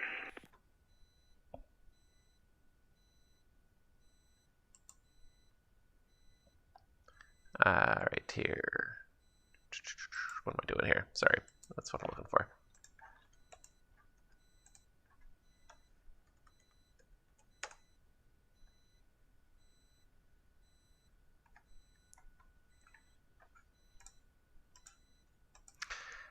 And Air Canada 826, just to confirm you are direct to Saver at this time.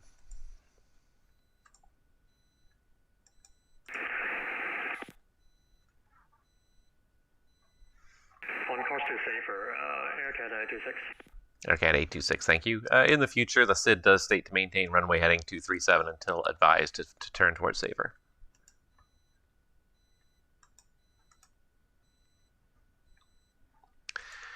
All right, November 82 Zulu Foxtrot Toronto, descend 2000. 2000, Zulu Fox. FlexJet 376, the wind's 280 at 4, you're clear to land, runway 26. Clear on 26, Fletcher 376.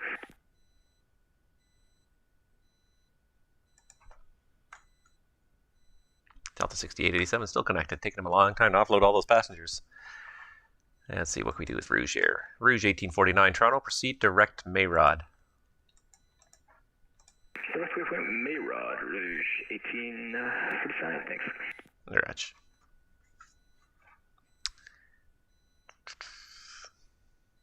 See, I want to see this star play out because I've seen it so little.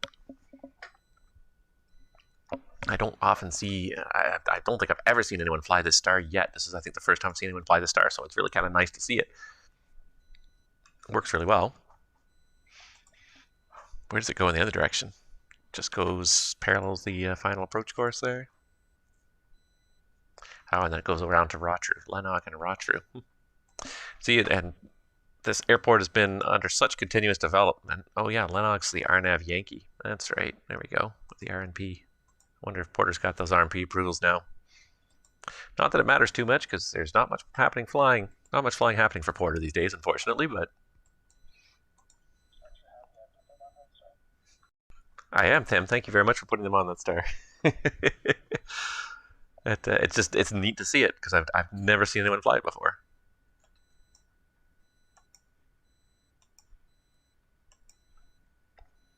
All right, well, I don't need to do anything else with Air Canada 826 here, so he can go off to center already.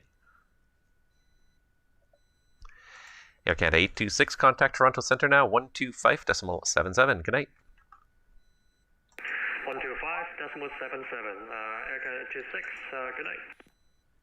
November 82 Zulu Foxtrot at Alger, cleared RNAV X-ray, runway 26. Alger, clear RNAV X-ray, runway 26, approach, November 2 Zulu Fox.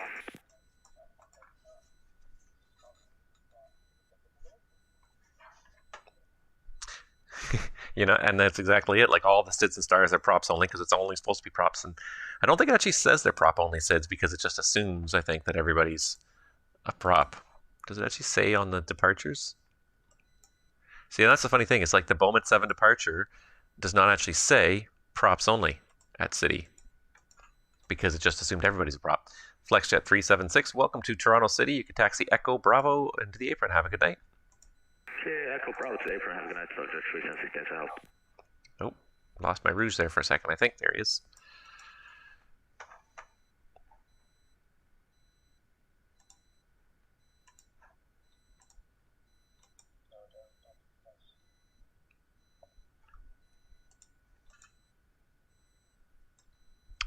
All right, yeah, I just looked at them and none of the charts say it, so they just assume everybody is a prop anyways. All right, so he's just ready to start his approach. He's already handed off. Nobody else is taxing. Correction, 1849. Request continue descent. Yeah, Rouge 1849 was just looking at that. Descend 6,000. 6,000, thanks. 1849. Great minds think alike. I was just looking at that and saying there's nobody departing. I switched him off the arrival. I gave him direct Mayrod here. I don't think I marked that on the tag properly, but I gave direct Mayrod just to shortcut him in a little more. Just trying to get these guys down there as quick as we can, because you know I'm so overwhelmed by airplanes. Although I'm probably busier than the real world. Let's go to Flight Radar 24. Oh, my session is timed out. Let's reload it, and let's have a look. See here. Probably about the same. Looks like real world's got 2 airplanes. Oh, this is Air 2, so that's just a police helicopter, so that's nothing. Well, it's not nothing, but I mean, that's one airplane just flying around, and then there's an Endeavour who is, I guess it's probably turning final here. Yeah, he's about to turn final for runway 24 right. And that's it. So the terminal controller is talking to 2 airplanes here in Toronto right now. There's a third one inbound here, I guess, and another couple, one inbound there. Where's this Korean going? Is he coming? Oh, he's going to New York. He's overflying. So there are a few airplanes inbound, but there's not much happening overall.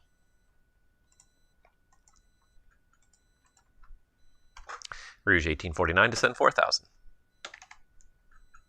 4,000 feet, 1849. Yeah, so this kind of level of work on VATSIM is equivalent to the real world workload right now.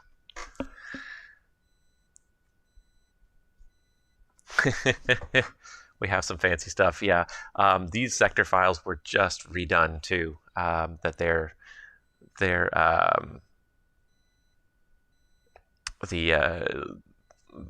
redone just to really match the real world. Someone got their hands on some images of the real world stuff, and they really worked hard to make everything match very precisely. So this is really, really about as close as you can get to a real world scope. The only thing I think is my resolution is pretty low. I'm actually technically on my laptop, but so it's not the highest resolution. I've seen people with a lot higher resolution screens, but then it gets so hard to read the text when you got a high resolution screen if this text gets much smaller. Keisha NSN, thank you. You're loving the Q400 systems videos. I know, and I haven't put one out for, it's probably been 6 months, I think, since I put the last one out, and I slowly been working on it, but it's weird. Like when I'm at home, I have less time. I always used to take time in hotel rooms to work on it. I would have tons of time with nothing else to do, so I would work on it in hotel rooms, and there's always something to be done at home. So I've been tweaking the next one little by little, and I'm sort of about 60% of the way there on the next one. And I'll work on it for like a week, and I'll get kind of enthused about it. I'll work really hard on it for a week, and then I just won't have any time. And suddenly all that stuff will get in my way, and I won't come back to it for a long time.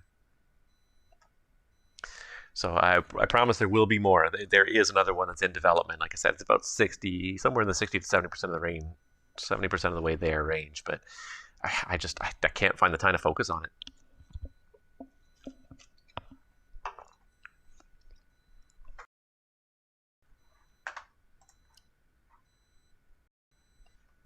November 82 Zulu Foxtrot, winds 270 at 4. You're clear to land, runway 26. 265 and 265. Can release the flex jet because he's not here anymore. Rouge 1849 after Mayrod, turn left heading 330. After we're from Mayrod, turn left heading 330, Rouge 1849. Get him in there nice and tight.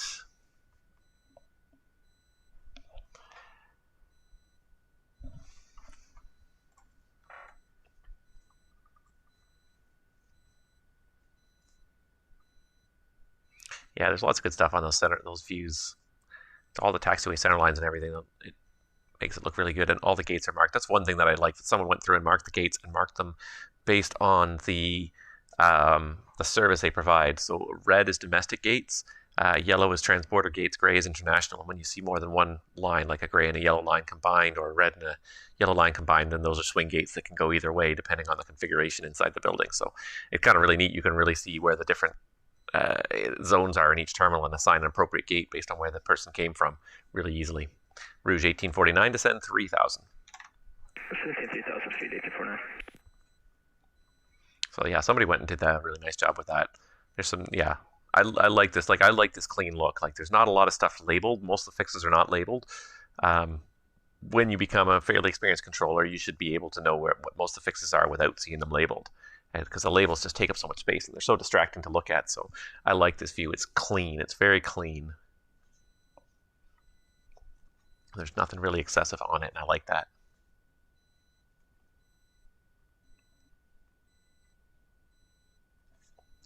Rouge 1849, continue the left turn, heading 270 for the intercept. Clear the ILS, runway 24 right. Continue left turn, heading 270, cleared for the intercept ILS, runway 24 right, Rouge 1849, thanks. I wonder if that Delta 80 whatever, 8667 or whatever he is, 6887, I wonder if he's going to file another outbound flight plan, or if he's just waiting for everyone to finish offloading and shut down the airplane.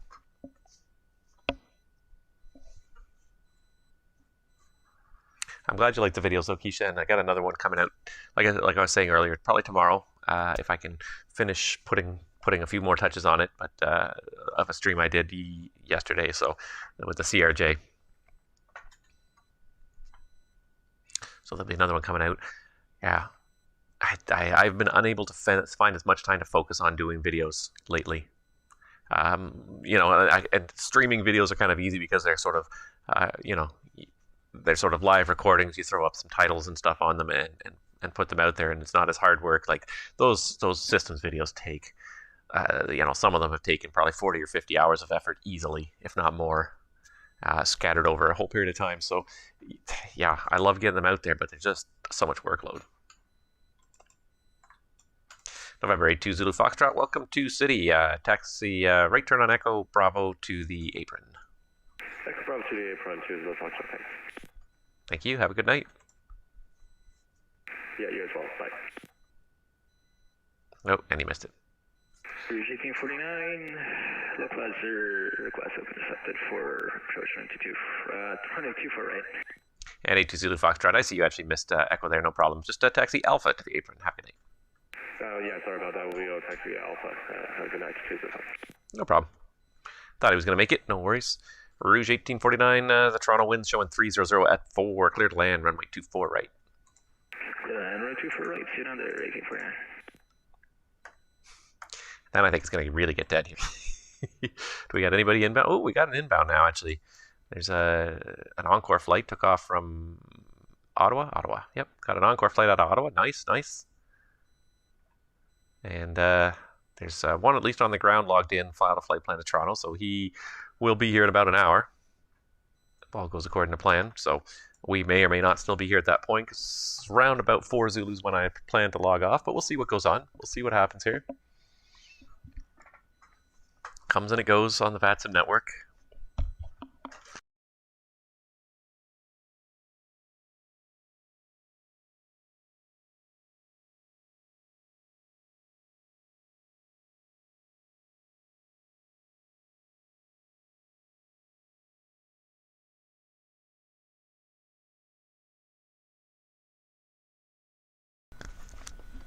What was really blowing my mind this week was these guys who were having a competition to see who could be online for longer.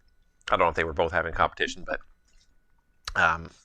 Sheed's a streamer as well in Boston. He was on for 24 consecutive hours. And then one of the controllers in Toronto also decided to stay up for 24 hours. He logged on at about the same time and ended up putting in, I think, about 25 hours before he finally logged off. And I just couldn't even imagine, you know. And it's not that it's not entertaining, and being on for a good portion of the day, you'd see a lot of traffic come and go, but especially the overnight hours, there's so little traffic. What would you even do between like the hours of 3 and 5 a.m. here? You might get a couple of Europeans who are up early. I guess maybe we'll give you some traffic early on in the day, but I couldn't even imagine streaming for 24 straight hours. I mean, first of all, just, you know, I need my sleep now. I can't go that long without sleeping. I couldn't even imagine trying to stay up all night and stream and go to bed in the morning. But these guys were doing it this week. They were putting in some hardcore hours. It's a pity the Iron Mike is dead, at least right now, because it was a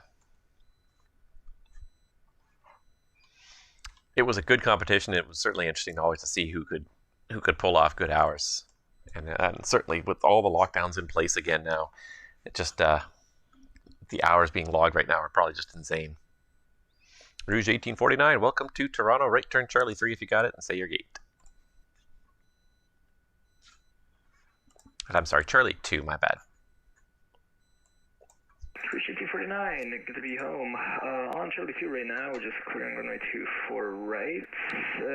We will be joining Charlie here, and then if we could go to the internationals on Terminal 1, probably to the north side of the international gate. Rouge 1849, okay. Yeah, you could make the right turn on Delta and taxi Delta Alpha Mike, cross runway 338. Or actually, I see you're turning on a Charlie, that's fine. Make it Charlie Alpha Mike then. 849, thank you very much. Sorry about that. We were already on Charlie by the time to Delta. Making down Charlie, left on to Alpha and down Alpha Mike. Thank you very much. Rouge 1849. Rouge 1849, no problem. Good night. And there's my Delta 6887. Thanks for service. See you next time. Yep. Now he's gone, and now what are we left with?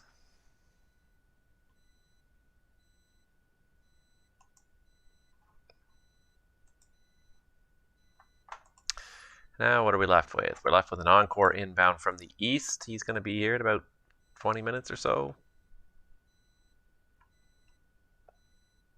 And one inbound from Montreal. That's it. So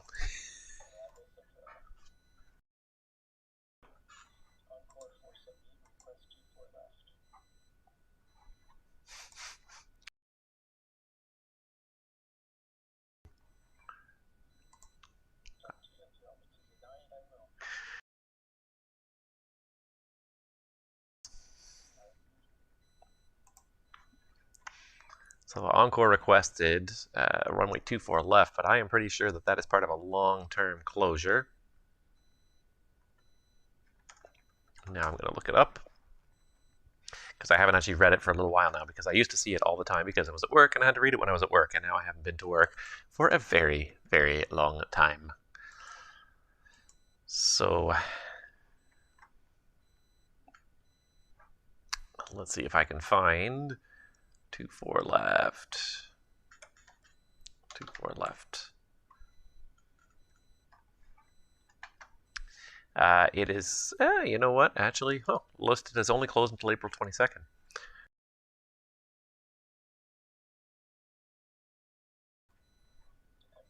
Interesting. Okay, so it expires very soon. I would expect they're going to extend it, but that's when the current NOTAM expires anyways, April 22nd. All these, a whole bunch of NOTAMs expire on April 22nd here.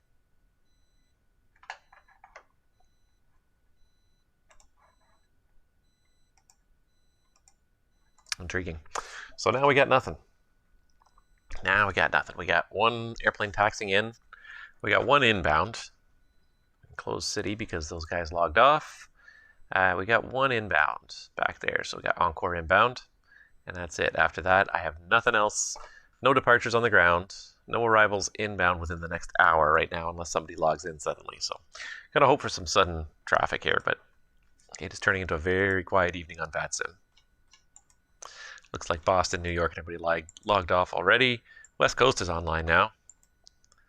Portland and Seattle Center, San Francisco, lots of stuff there. A whole bunch of planes still open on the West Coast. The East Coast is going to bed already.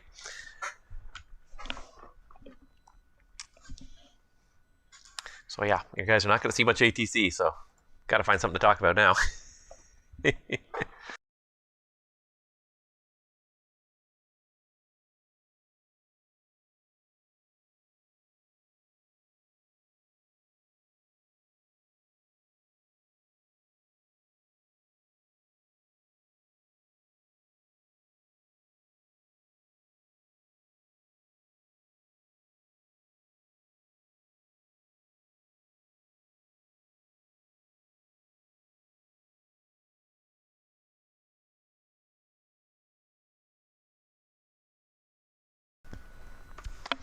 So is anybody else who's watching this stream going to be participating across the pond, either as a pilot or a controller? I know a few people who got slots for the for this year, so that'll be interesting to see. As I said,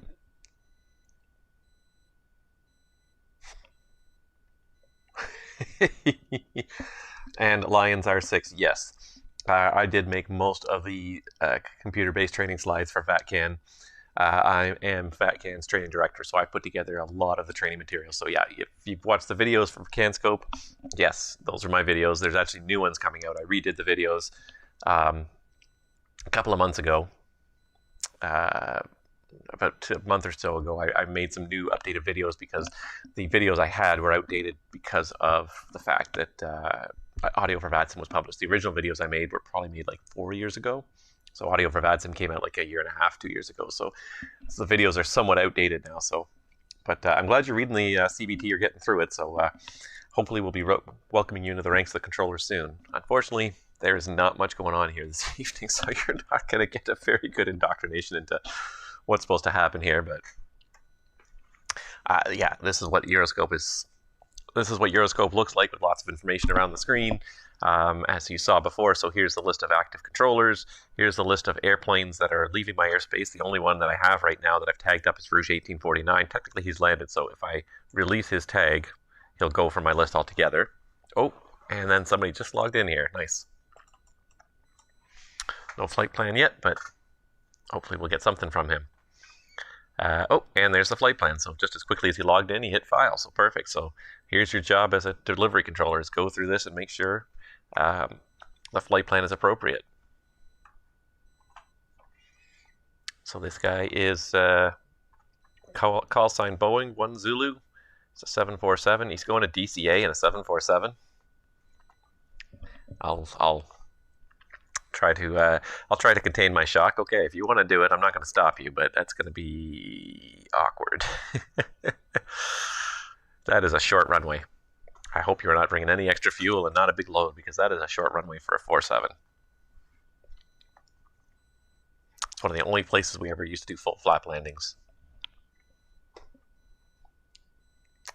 Nuclear Jet 748 got a one to Toronto, but it's pretty late slot. Nuclear Jet 748, great. Good to know you got a slot anyways, even if it's pretty late. You may or may not see me. I don't know what your arrival time to Toronto is going to be like, but I'll be working the arrivals into Toronto on the east side from what did I figure out? It was from 1930 to 21 Zulu. I'll be working the slots on the east side, so hopefully you'll fly through my airspace at that point.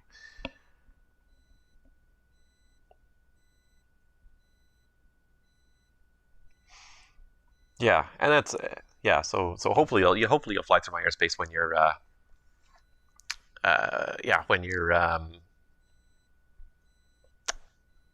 arriving in Toronto. Anyways, I must be starting to lose it here.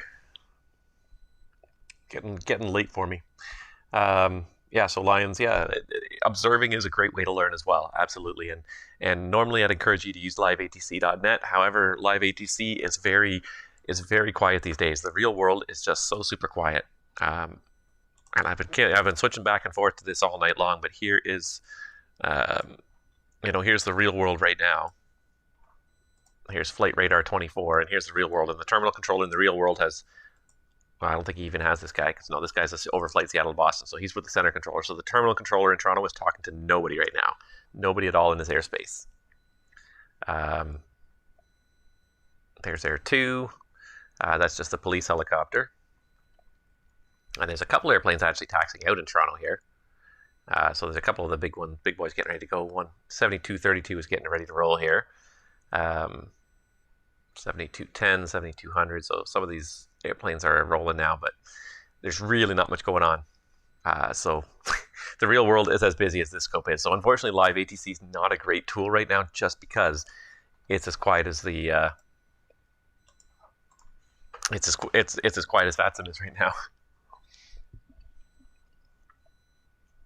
But yeah, I encourage you to always get on there and observe, and you'll hear and you'll learn a lot just by observing as well, seeing how other people control, seeing different techniques in use. It's a weird system we have to train people where I mean, obviously we can't go to people's houses and train them, but in the real world, obviously this is the kind of thing where you get in-class training and on-the-job training, with people standing behind you and helping you out, seeing what you're struggling with. And it's a lot harder to train in VATSIM because you don't see people what they're struggling with. You just see the end result on the scope of what they've tried to do, but you often can't see the process that they're going through. So it's a special challenge trying to train people on VATSIM. It really is.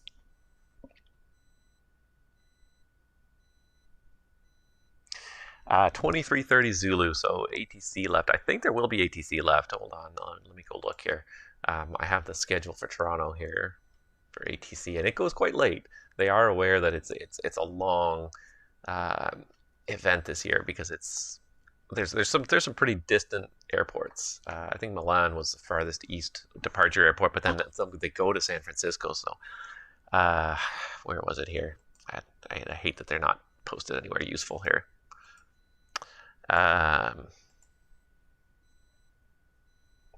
Hold on, let me just save this picture really quickly here so I have it when I want it.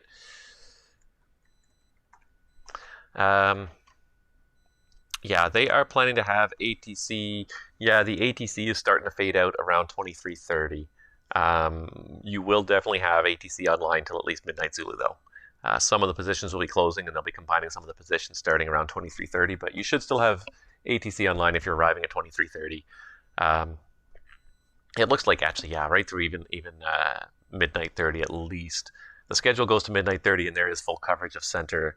Um, Arrival may close, but you'll also have controllers still on the ground until at least midnight 30 Zulu. So you will have ATC. Fear not, you will have ATC when you arrive. Oh, and coordination. We got an airplane. We got an airplane, people. It's a miracle. I better make sure I'm doing everything right since you're listening now.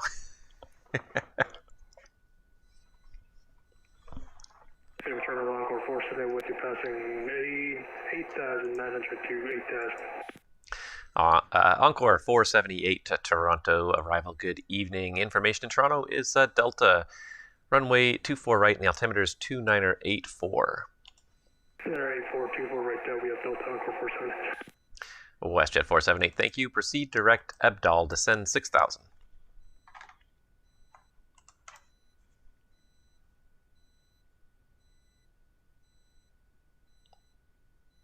Encore 478, proceed direct Ebdal, descend 6,000. Encore 478, do you hear me? Encore 478, yeah, I hear you. Thank you. I just didn't catch your read back. Just confirm your direct Ebdal and 6,000? Yep, direct Abdon down to 6,000, Encore 478, we have Delta. Perfect, thank you. I missed that. I missed the read back the first time, so if in doubt, always check, double check, make sure everyone's getting the messages you're sending out. Toronto approach, Bravo Zulu, gate Charlie 33, requesting IFR clearance to Reagan National with Delta. Boeing 1 Zulu at Toronto, good evening. You are cleared to Washington Reagan via the Rigas 2 departure, Phillipsburg transition, and flight plan route. Departure runway is 24 right, squawk code 2225.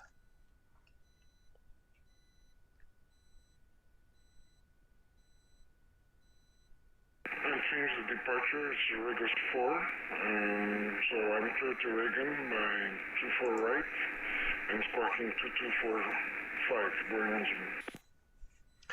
Boeing 1 Zulu. Okay, yeah, no problem. Rigas 4. I just saw you filed the Rigas 2, so that's what I cleared you for. But yeah, you're cleared the Rigas 4 departure. And just to confirm the squawk code 2225. 2225, Boeing 1 Zulu. Boeing 1 Zulu, that readback is all correct. Information is Delta in Toronto. Give me a call when you're ready for the push. Call ready for the push, Boeing 1 Zulu. And we got another Air Canada on the ground here. Air Canada 1654, he's going to Tampa.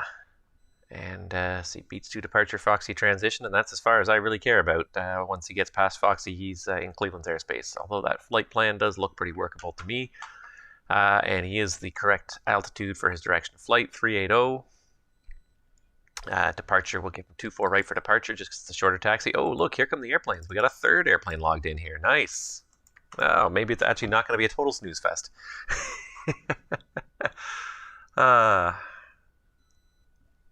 Nuclear Jet 748, do you know where they are in the train list, Toronto? Unfortunately, no. I'm the VATCAN train director, so I deal with everything sort of on a national level. I don't know specifically in Toronto where you are on the list. I don't even have access to their list. I don't know specifically where you are, so afraid I can't tell you where you are on that list. I know they are.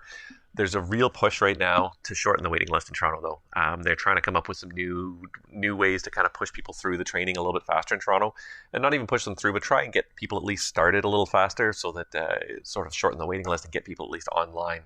So that's coming together slowly.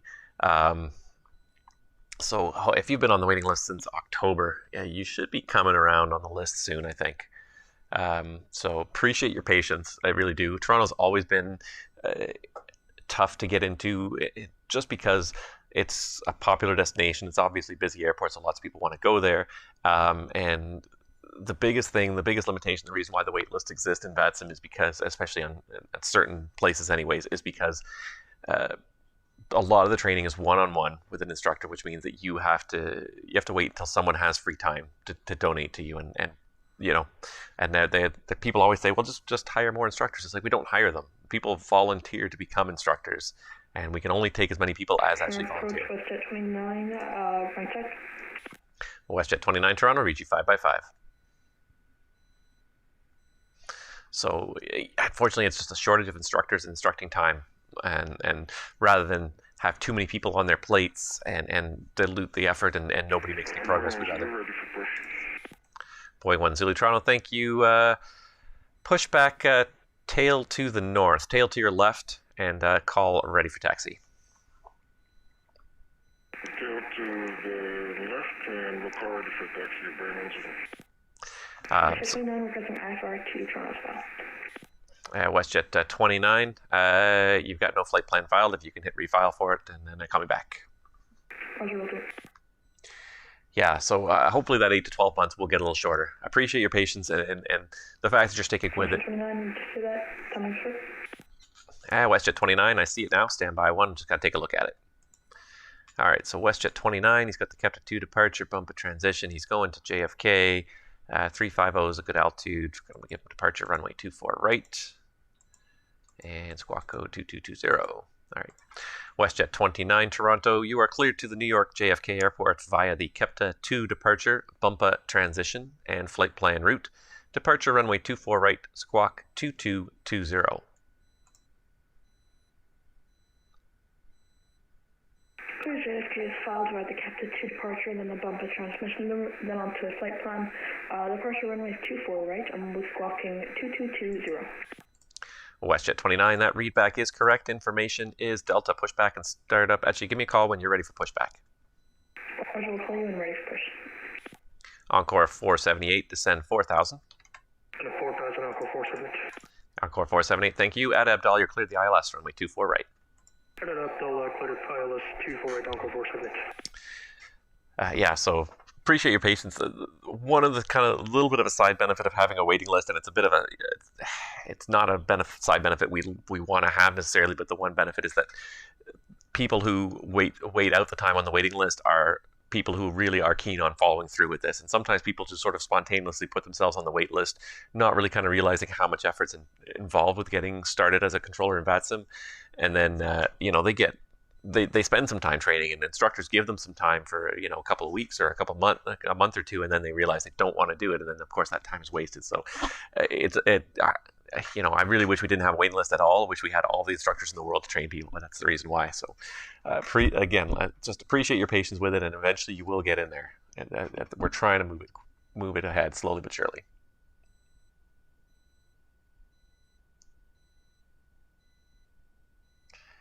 Yeah. So Tyler, same thing. So you're on the waiting list as well. Yeah, I wish I could help out in Toronto. I'm trying to keep Vancouver a little bit focused myself right now. I'm trying to train some people in Vancouver and get a little bit more coverage in Vancouver and get some instructors trained up there as well. So all these things just take time. We're getting through it slowly. And Encore 478, just want to make sure you are starting your descent. Oh, there you go. Never mind. Disregard. Yeah, we're descending that. Sorry about that. No problem. Just want to make sure you didn't miss the glide slope. All right, so there's the Boeing 1 Zulu. He's pushed in the right direction. Good. It actually got a little tiny bit busy. Not crazy busy, but we got 3 departures, so sometimes it just pays to hang out. You eventually get some airplanes. Anybody else inbound to Toronto? That Montreal flight take off yet? Yeah, he took off. He's off the ground, so he'll probably be here just about as we're getting ready to log off. Not too many other airplanes really here. Fortunately, I don't see anybody else really inbound. Hope for these couple of departures anyways, they'll keep it a little bit busy here.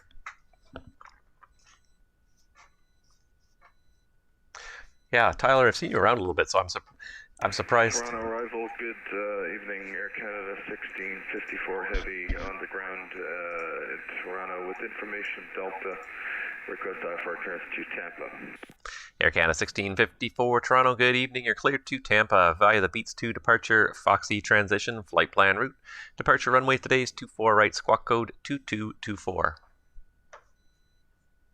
Clear to Tampa as filed, the Beats 2 departure at Foxy transition. Expect runway 24 right and be squawking 2224, Air Canada 1654 Heavy. Air Canada 1654, thank you. The readback is all correct. Information is now Echo. give me a call when you're ready for the push, please. Okay, we will get Echo off the ATIS and call you back for the push. Air Canada 1654, heavy. Winds 280 at 5. I just wonder if we should be changing runways here to a 19 configuration. Fully established 248.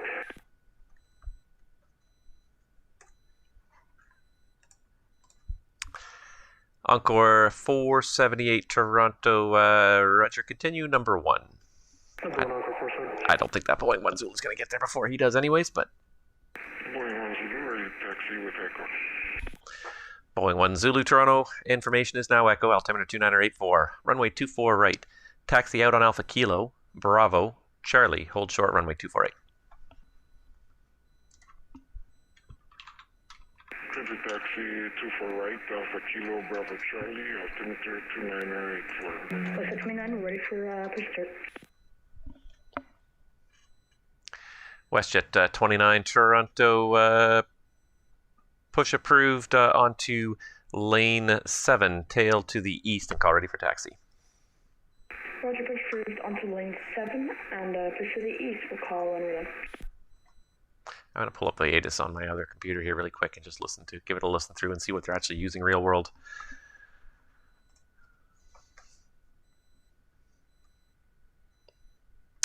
Yeah, I don't think Boeing's going to get there. Encore 478 Toronto, the winds showing 290 at 5, clear to land, runway 24 right. Thank you for Encore 478.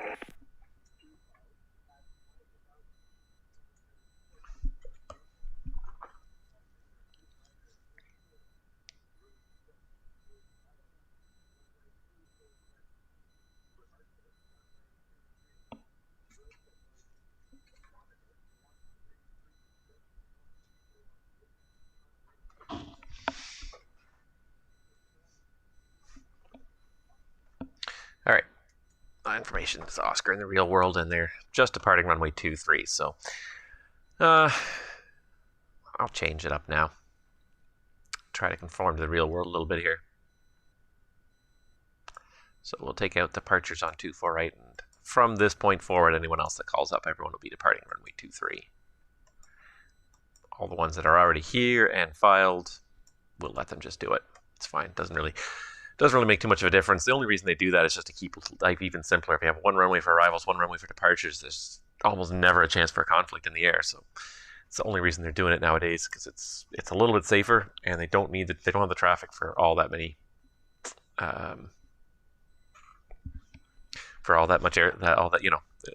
they don't have enough traffic to really need to run like 2 runways duals all the time. It's really so dead all the time.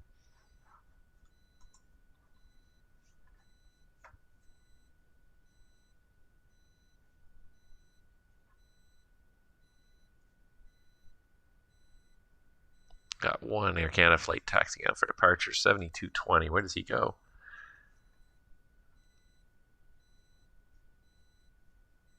Going to Basel Mulhouse, Yellow Airport. I wonder if it's a cargo flight. So they're doing a lot of cargo business these days.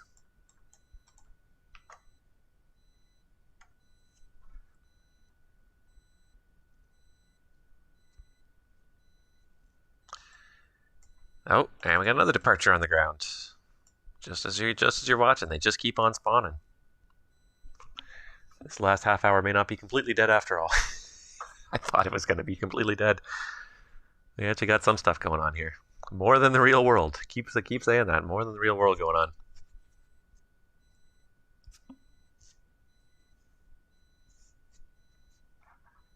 Encore came from Ottawa, right?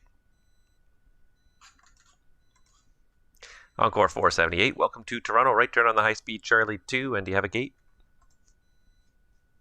No, going to right on Charlie, Encore 478. Oh, he missed it. And Encore 478, no problem. You can make the right turn on Echo. And let's see here. For you, we'll take gate Alpha 3. So you can taxi Charlie 4, Delta, Alpha, and Alpha Tango for Delta 3. Cross runway 3, correction, for gate Alpha 3. Cross runway 33 right. Very well, cross 2, clear right, Echo, Charlie 4, Delta Alpha, Alpha Tango, Concord 47, thank you. Roger. Well, this guy rattled it off. He knows his airport well.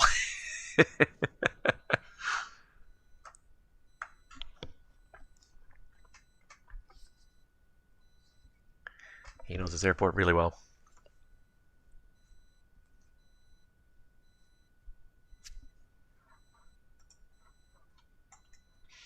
Montreal Center still online.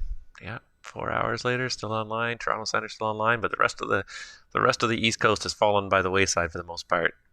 You got the New York approach controller on there, and Potomac approach controller. I guess that's who the Boeing's trying to get there for. Land at DCA. Still, it's going to be not impossible on 47 at all, but it's also the thing about DCA too is it's such a compact airport. It's so busy and it's so compact. Like that, just even maneuvering a 747 around there would be a challenge. I don't know that you can actually do it. We got another one on the ground somewhere here. There we go. We got Canadian Express 552 is here. He's got a flight plan over to London. Oh, there you go. Something a little closer. This will give the center controller a little bit of work to do here. Mix it 6. No, not. It's got to be Pemba 5 or Pemba 6. Pemba 5 Durlo. There we go. That's what it's got to be because he's turboprop King Air. He filed it correctly. Just the sim did not do it correctly. WestJet 29 went the wrong direction on the push. I don't really care. There's not too many people there, so it's not so bad. Nothing at all happening in the terminal unit. And, sorry, I never marked him for the push. Never marked him for the taxi. I'm very bad at marking these. I have the mental model going on, and I'm so used to most of the time working by myself that I'm not good at always marking the tags when I should be. And it's funny, I harp on other people to do it. I harp on students to do it, and I'm not good at remembering to do it myself. So I gotta work on that, I guess.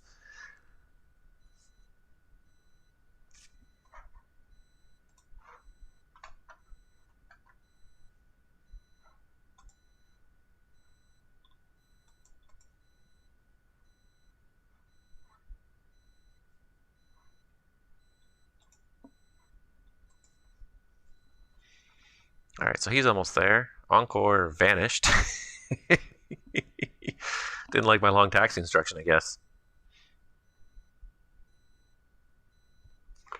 His loss.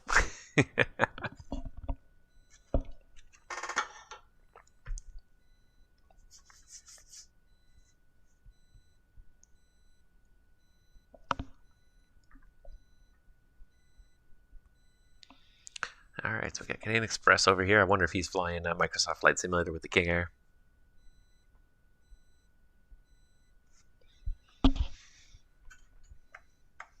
Boeing 1 Zulu Toronto, contact me once you're airborne. The wind's 300 at 4. Clear for takeoff, runway 24 right. Clear for takeoff, 24 right. Wind's copy, boy, once.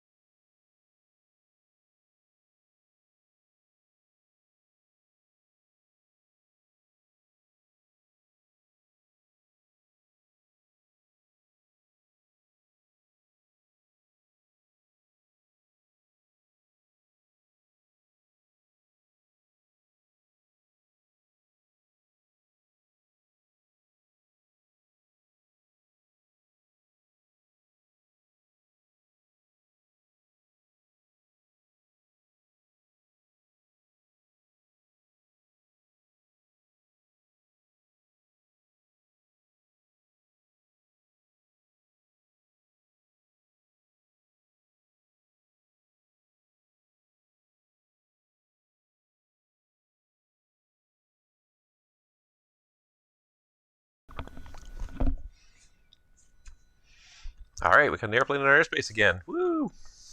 We're doing as good as the real world, guys.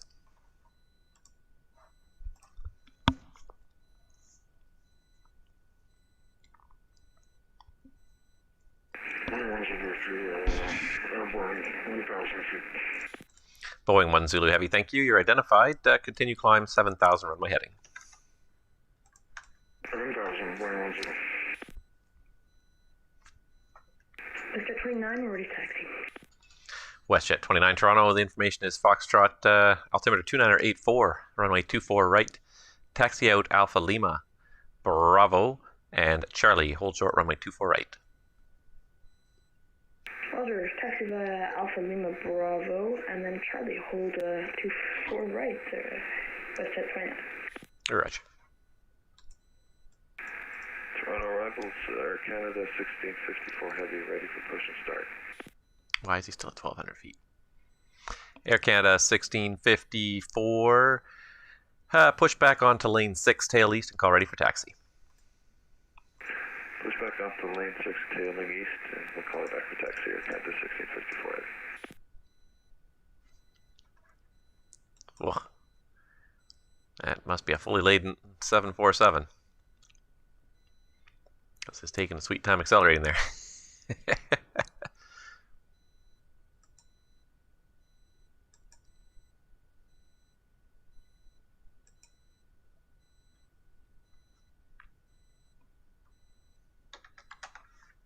Boeing 1 Zulu, climb 15,000. 15,000, Boeing 1 Zulu. Gotta wait for that 3,600 for noise abatement, and he hasn't even reached it yet. Sometimes the heavy jets, they really do use up a lot of space just to get to that turn height. Get the flaps retracted and everything else. Now he's climbing pretty quick now.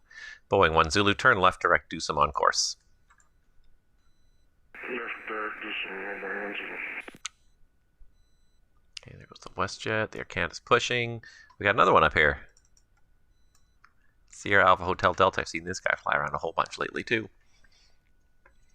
Sometimes it takes a little while, but you have the controllers online. The pilots come. They show up. It's a pity it took 2 hours before they finally showed up.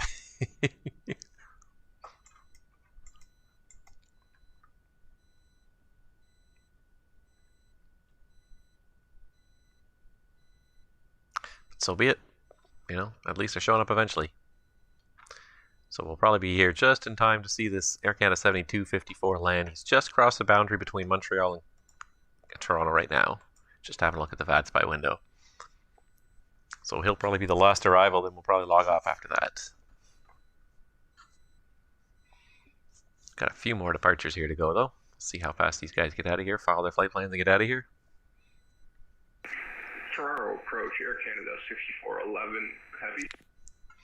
Air Canada 6411, Toronto, good evening. Good evening.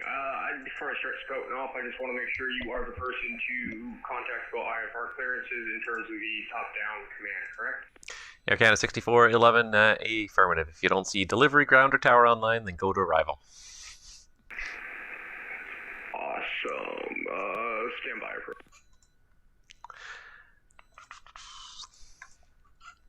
All right, hand him off to the center.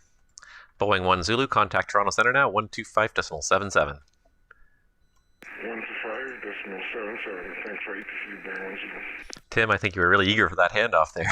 Not much happening now, I guess. Took it in like a fraction of a second.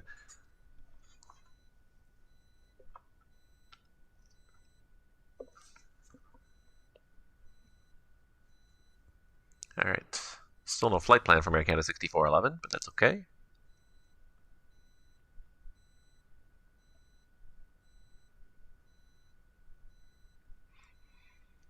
So WestJet is taxiing out. Air Canada 1654 will be the last departure off 24 right, then after that it'll be all.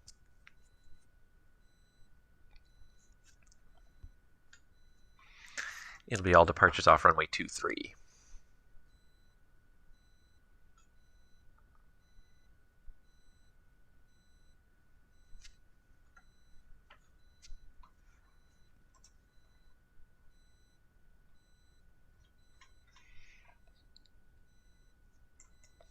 Come on, VATSIM, bring us some more connections. Well, I'll get my work out next week at CTP. Tomorrow night, tomorrow night I'm going to be online again as well for some ATC for another probably 2.5 hours, starting at about 1:30 Zulu. My plan right now is the Montreal Center, but that's assuming it's unoccupied. If it's occupied, I'll take something else that's unoccupied. You try and plan certain things, but you're also, at the end of the day, you do what's best for the community as a whole, and you try to pick whatever sector is going to, give you the most, whatever sector is going to help you serve the most number of pilots. So if Montreal Center is already occupied tomorrow when we log on, we'll find something else. We'll find somewhere else where we can get some traffic and get some pilots and have a little bit of fun. Try not to do Toronto again, but maybe we'll do. But we'll have Edmonton and Vancouver as choices as well. We can go there if it's not too busy, or if Montreal's already occupied. So we'll see what happens. WestJet 29 Toronto. Contact me once you're airborne. Winds are showing 310 at 5. You're clear for takeoff. Runway 24 right. Clear for takeoff. Runway 24 right, and we'll contact you when we're airborne. Thanks. WestJet 29.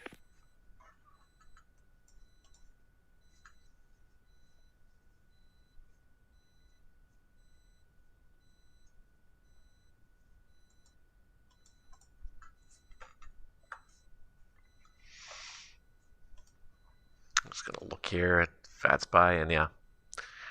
Center only has 2 airplanes in their airspace as well. That Boeing aircraft that just left and the One Air Canada 7254 that's inbound. Dreamliner. Nice. Tons of people flying around in that Microsoft Flight Simulator all the time now.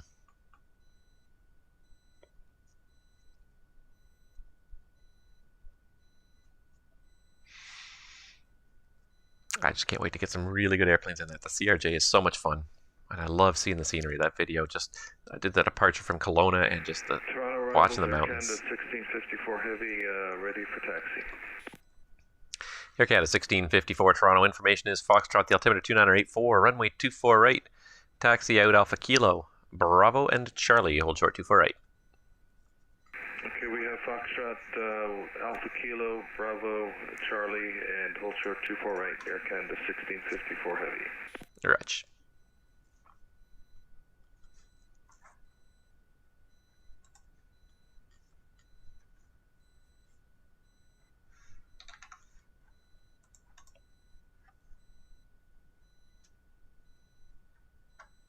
Toronto, good day. WestJet 29er. We're with you at 1,500 for 5,000.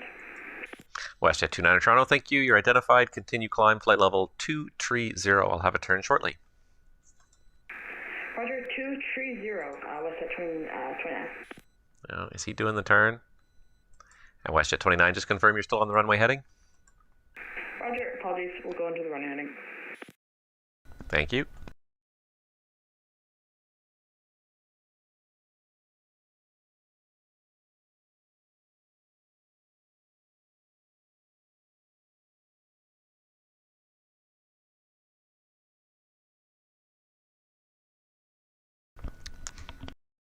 Slow climbers today. They're doing 340 knots, but he's only at 1,600 feet. Overspeeding the flaps if he hasn't gotten them retracted already.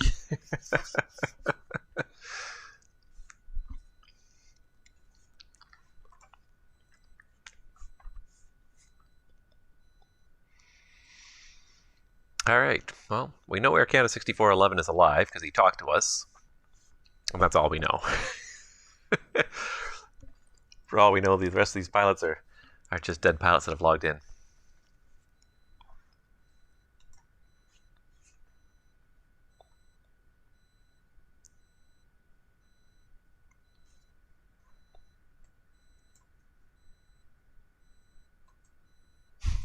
He's really having a hard time climbing here, isn't he?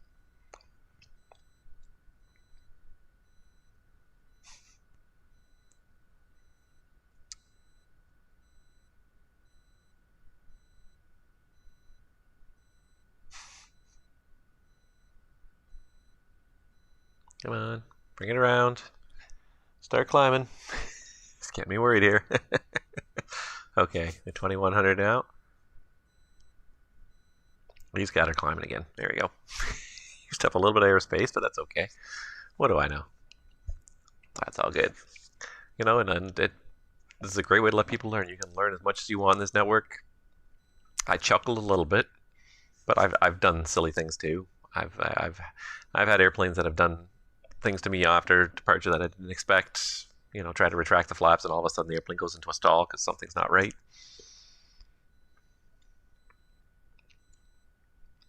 There we go. WestJet 29er Toronto, turn left direct Rycom on course. Roger, left direct Rycom on course, WestJet 29er.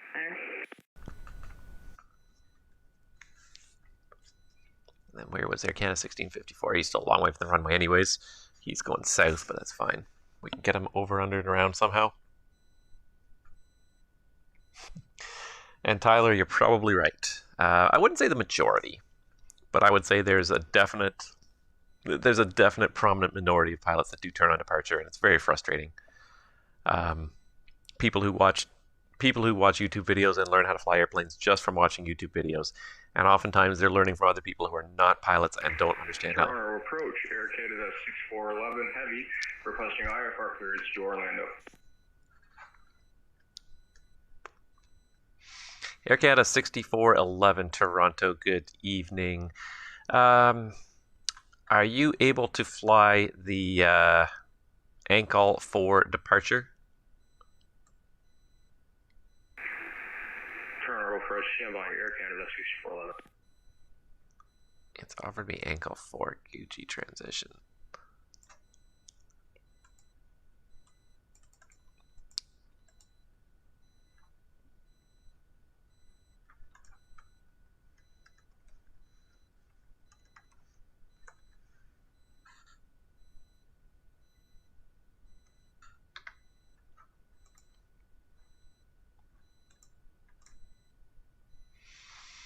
Otherwise, his flight plan looks fine, but his flight plan just doesn't have a SID in here. It's Toronto approach is A and we can fly ANCL 4.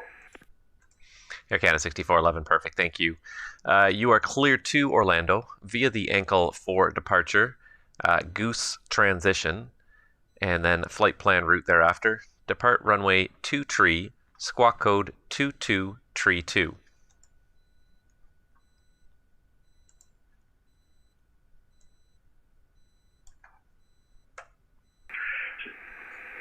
Toronto approach, say again.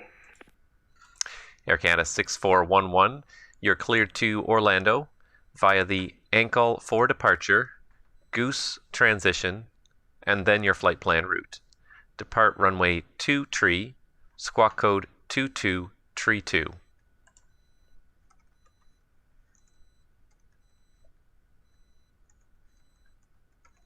Air Canada 6411 Heavy, clear to Orlando via ANCL 4, Goose transition. I can't even read my own continuous scratch.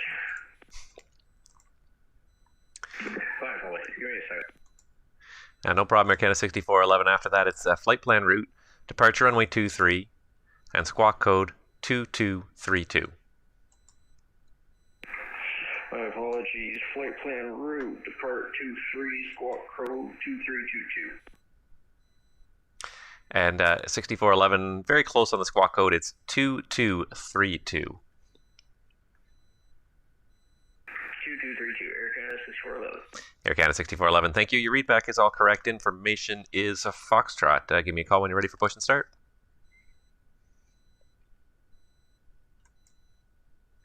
WestJet 29er, contact Toronto Center now, 125.77. Good night. Over to center, 125.775. Thanks for the service. Good night. Air Canada 1654 Toronto, contact me once you're airborne. The winds are showing 290 at 5, clear for takeoff, runway 24 right. Clear for takeoff, runway 24 right. 24 right, Canada 1654. And we have clearance to go to center, did you say, on departure? Air Canada 1654 negative. Stay with me, call me when you're airborne. Okay, call you back when we're airborne. Clear for takeoff 24 right, Air Canada 1654 right. Wretch. He seems a little unsure, which makes me think he's going to be a person who turns on departure as well. Toronto approach, Canadian Express 552, information Foxtrot to IFR London. Canadian Express 552 Toronto, good evening. You're cleared to London via the Pemba 5 departure, Durlow transition. Departure runway 23, squawk code 2235.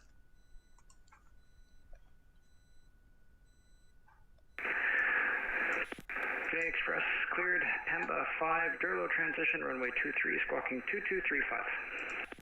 Canadian Express 552, your readback's all correct. Information is Foxtrot. Give me a call when you're, push and start at your discretion. Give me a call when you're ready for taxi.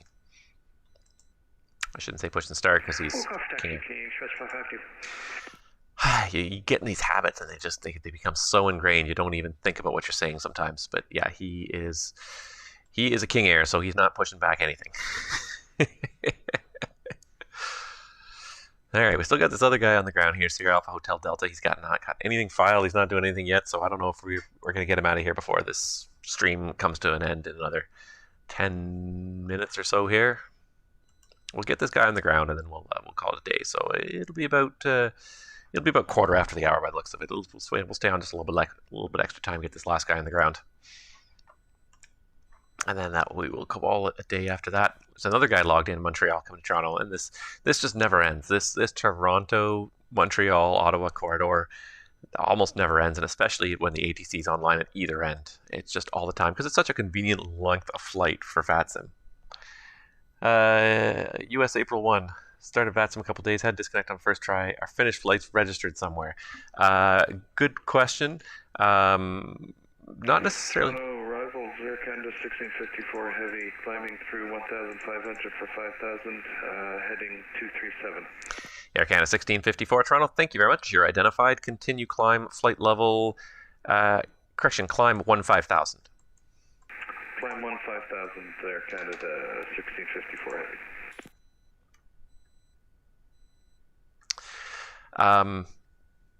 There's not a place that registers completed flights per se, but you can check. There's a website called stats.vatsim.net.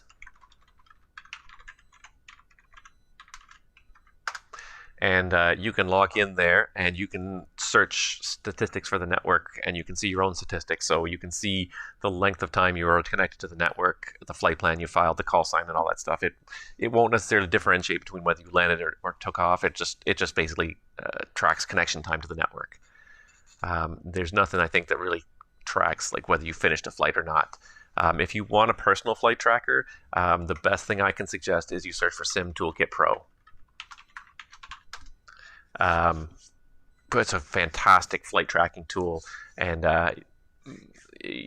when you start up the sim and start up your flight, you put your information about your flight into that, and it tracks your flight, and it'll automatically save it when you finish. It keeps track of airplanes. It's a really neat tool. Check it out, Sim Toolkit Pro. There's another similar option called Volanta that is newer. It doesn't have as many features at this point. Air Canada 1654, turn left direct Oakville on course. Left turn direct Oakville and proceed on course, Air Canada 1654 heavy. Does VATStats log that?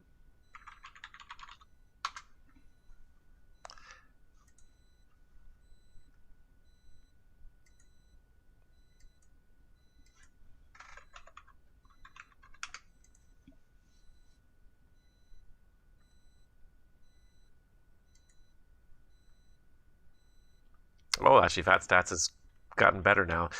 I never used to use VATStats very much because it was very... there wasn't a whole lot of information I found in it before, but it looks like it's gotten a lot better at tracking things now.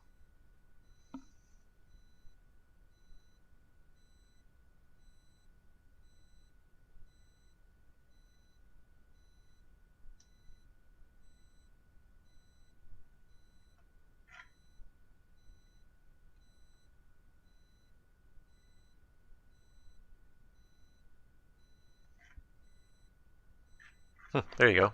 I had no idea. It never used to be that good. VATStats never used to be that good of a website. Like it was there, but it didn't have a whole lot. But yeah, VATStats has gotten a lot better now. Good to know. See, and I'm always learning stuff too. Things are changing all the time.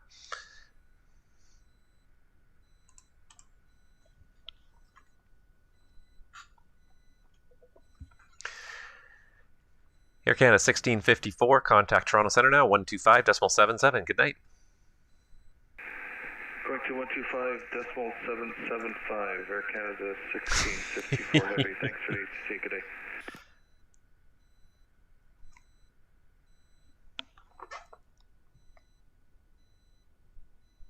Yeah, and US April 1, yeah, you'll notice that there's plenty of pilots. Yes, you should be broadcasting your intentions on Unicom, either text or voice.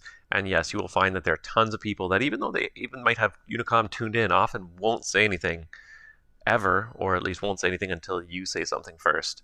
And yeah, you don't, you shouldn't spell out your entire life history on Unicom. You just want to be short, concise, and just give people a chance to discover potential conflicts, because you never know when it's going to happen. I actually really like I make calls on Unicom all the time, and I have to say, like, it actually totally, well, it saved my butt the other day, really. Um, Yesterday morning when I was departing Kelowna on a live stream, and I was like, oh, I'm the only person here. There's no ATC. There's nobody around. So I was just getting ready to depart, and I made my radio calls, and all of a sudden somebody called on Unicom and said they were on final for the reciprocal runway. So like where I was going to be departing to, they were on final on that reverse path. So I actually had waited until they landed, but it. Not everyone's going to participate, but I say do your best, be a good neighbor. At least if you're taking off and landing, make sure you just announce it. Be a good neighbor and tell people that you're coming, what your basic plan is. Don't spend forever on it, but just we're planning the ILS runway 26, estimated runway in 5 minutes, or we're 10 miles back for runway 26. Trying to approach Air Canada 7254 7000 for ILS 248. Air Canada 7254 Heavy, Toronto, good evening. Information is Foxtrot, runway 24 right it is, and the altimeter is 2984. Alright, we'll expect 24 right, the altimeter is 2984 for 7254. Air Canada 7254, thank you. Proceed direct Ebdal, descend 5000. Direct Abdul and down to 5000 for 7254. Yeah, so make those calls on Unicom, because you never know who you're going to actually run into. And it's funny, like, places you may or may not think will be busy end up being busy after all. And that's just the nature of VATSIM. You don't know who's where when sometimes. And I even looked at the runway as I was just taxiing onto it, and I was just looked both ways down the runway. I didn't see anybody, and then I heard the radio call on Unicom, and sure enough, I looked again, and there, faintly in the distance, probably about 5 miles final, there was some light. So it's like, oh, well, I should probably hold short of the runway, because otherwise I'm probably going to hit this guy when we take off. So, yeah, you will find plenty of people who don't want to use Unicom. And I don't know why. I don't know if they don't know how to use it properly. They just choose not to use it. I don't know what the deal is.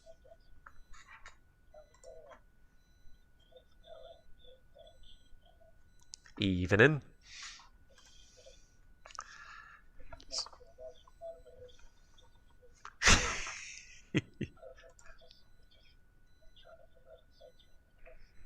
Toronto approach, Air Canada 6411 Heavy is at gate 87, ready to taxi. Air Canada 6411 Toronto. Information Foxtrot, altimeter 2984, runway 23. Taxi out Alpha Lima, Alpha and Hotel. Hold short 23.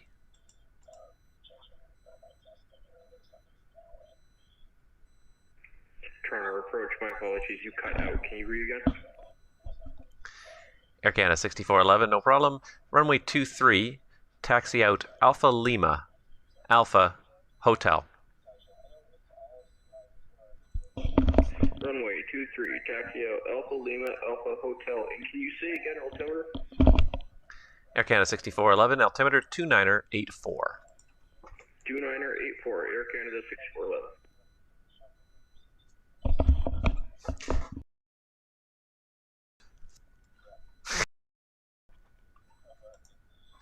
What up?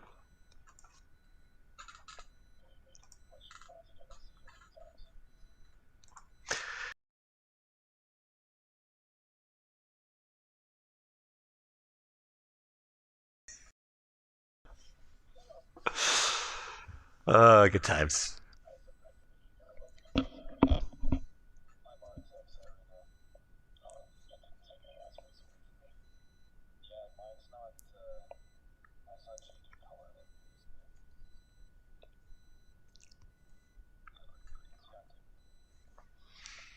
All right, so we got this Air Canada taxiing out.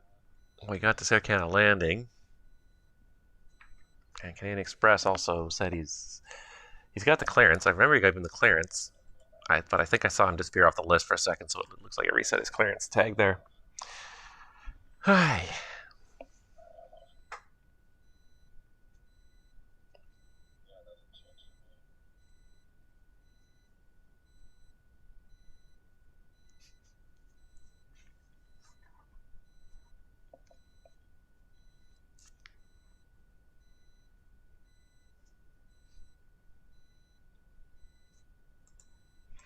Air Canada 7254, descend 4000 at Abdal, cleared ILS, runway 24 right.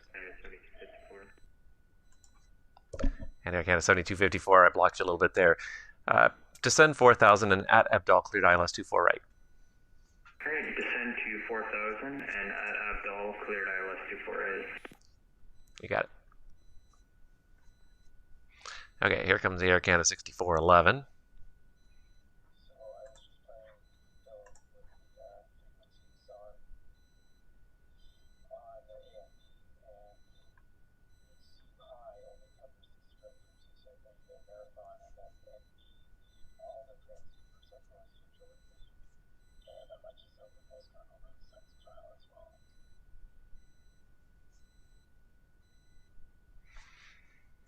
All right, so we got the last two here. That Canadian Express doesn't call for taxi soon. I'm just gonna log off on him anyways. Yeah, no, he's more or less direct Abdal. Good. Good, good, good.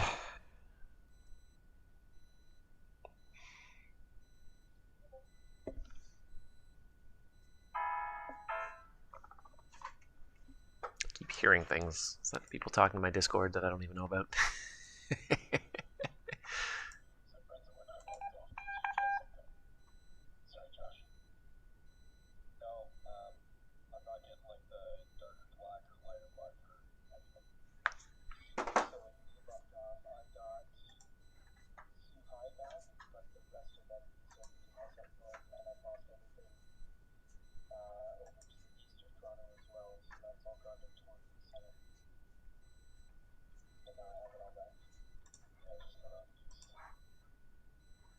I wonder if that still exists. So someone asked, does the Buttonville's NDB still Toronto exist? approach, Air Canada 6411 heavy.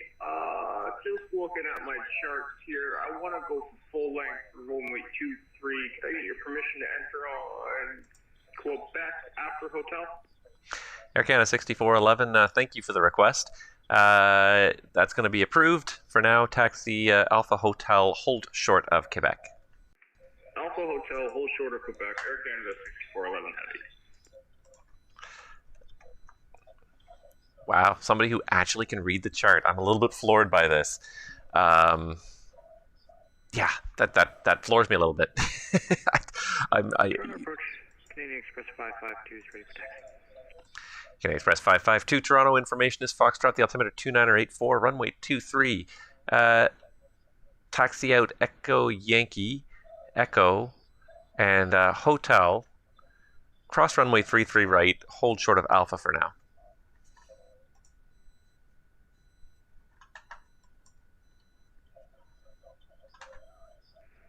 Echo Yankee Echo Hotel, cross 33 right, hold short Alpha.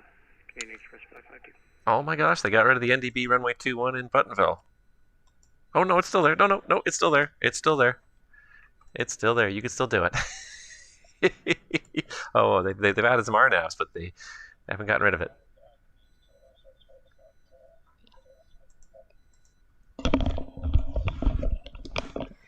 All right. Let's get these last couple guys out of here.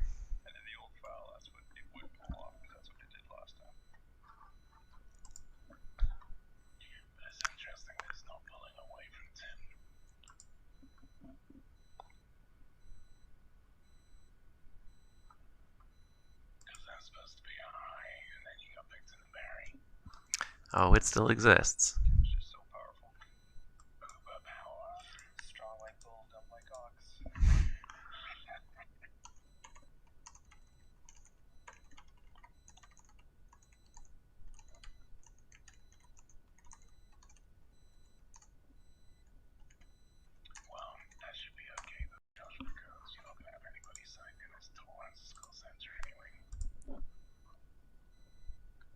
And Air Canada 6411 Toronto, hold short of hotel.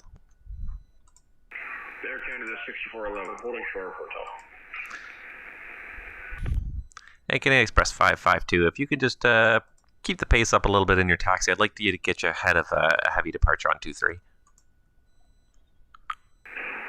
Canadian Express 552, copies, we'll keep it up. Thank you. Just get him out a little. If I can get him out first, it makes it a little bit easier. Otherwise, he's going to have to wait like 4 or 5 minutes for wake turbulence separation behind the King Air. So yeah, let's do that. If we can get the King Air out first, it just makes the operation a little more efficient.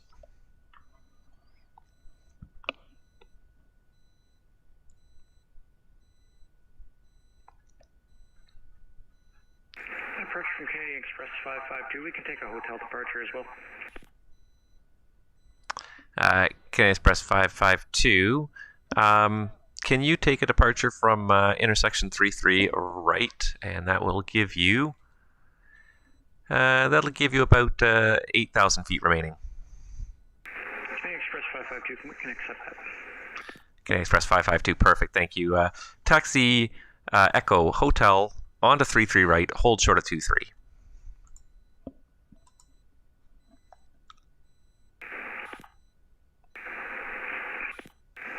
Hotel on 33 right, hold short 23. Canadian Express 552. Toronto Center, Air Canada 7254, going around. Air Canada 7254, roger. You can maintain 4,000, turn left heading 150. Turn left, 150, 7254. And Air Canada 6411, turn right on hotel. And you can taxi Hotel Quebec, line up only runway 23. You'll be number 2 for departure after King Air from the intersection. Turn right on Hotel, taxi Quebec, line up and wait, runway 23, Air Canada 6411. And Air Canada 7254, did you want to come around for another approach on 24 right?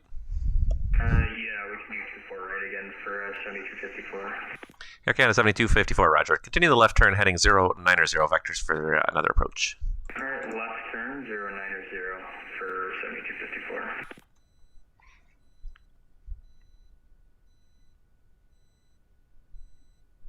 And Canadian Express 552, are you ready? Canadian Express 552 is ready to go. Canadian Express 552, traffic will be lining up in a moment at the threshold of runway 23. Contact me once you're airborne. Winds 290 at 5 from 33 right. Clear takeoff 23. Clear takeoff 23. Contact you airborne at Canadian Express 552. Perfect. And this would be a perfect chance to use a prop turn, except that it's curfew period at Toronto now, so you can't do prop turns. You can't do turns off runway heading. Everyone has to depart on runway heading. Otherwise, it would have been just a perfect opportunity to do a prop turn. And as soon as he was turned, you could have gotten a jet out behind him. Now we've just got to wait just a minute or two for the King Air to get a little bit high and turned on course before we could launch this fast jet behind him. But he's not even in position yet anyway, so hopefully this minimizes the delay to everyone, and that's the goal, is to minimize the delay that everybody averages. So normally it's kind of first come first serve. Yes, Air Canada 6411 did call for taxi first. Yes, he was really kind of number 1 in the queue, but by just altering the order a little bit, I managed to make the operation much more efficient, because the King Air would have ended up waiting a long time for wake turbulence behind the 747.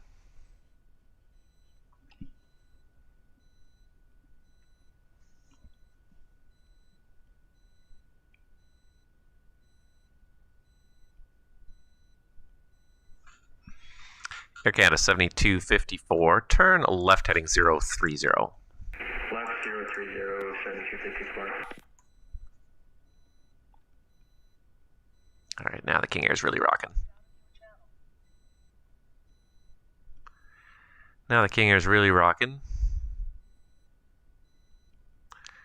The 747 is still just rolling into position here.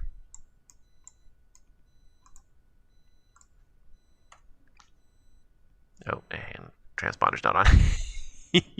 Must be a Microsoft Flight Simulator airplane.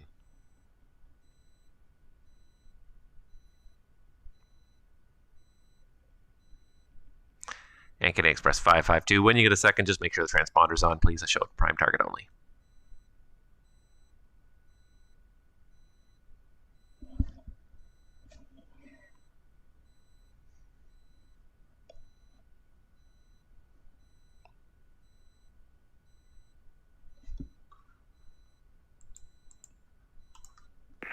Express Airborne transponder should be able to see now. Canadian Express 552, thanks. Just confirm the altitude. And Canadian Express 552 showing 1600. Canadian Express 552, perfect, thank you. You're identified. Climb 10,000 and turn left heading 180. 10,000, 180, Canadian Express 552. Air Canada 7254 heavy, turn left heading 330. Left 330, Air Canada 7254. Air Canada 6411 Toronto, the traffic ahead is in the left turn out now. The wind's 290 at 5. Give me a call airborne, clear for takeoff, runway 23. Call airborne, clear for takeoff, runway 23, Air Canada 6411 heavy. Air Canada 7254, continue the left turn 270 to intercept. You're cleared the ILS 24 right. Alright, continue to turn to left 270 and clear the ILS 24 right for 7254. So now we got a problem with these two guys going the exact same way. The Canadian Express and the Air Canada 747 both going to exactly the same location. Two different types of aircraft with very different performance going to the same location. So it's going to be a little bit of interesting vectoring just to get them around here. I was wondering the same thing. What add-on is he flying with the 747-100 variant? You know, I was thinking the exact same thing. Who is flying a 747-100? Who even makes a 747-100? For our approach, Air Canada 6411, we have cleared the runway and are airborne. Air Canada 6411, I see a prime target as well for you only. Just make sure the transponder's on and make sure you're on the runway heading, please.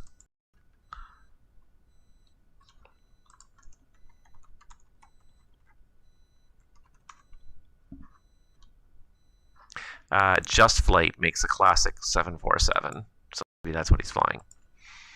Canadian Express 552, turn right heading 210. Right 210, Canadian Express 552. And Air Canada 6411, I still don't see the transponder. Make sure it's on. Check the client, vPilot or xPilot or whichever you're using, and make sure it's on in there. Toronto approach, my apologies, I was a little concerned with my airspeed for a moment. Yeah, no problem. Fly the airplane first, but when you're able, transponder in mode Charlie, please. Just don't want him getting too close to this guy here. Toronto approach, Air Canada 6411, you should now see mode C. Air Canada 6411, I do, and you're very close on the code. It should be 2232.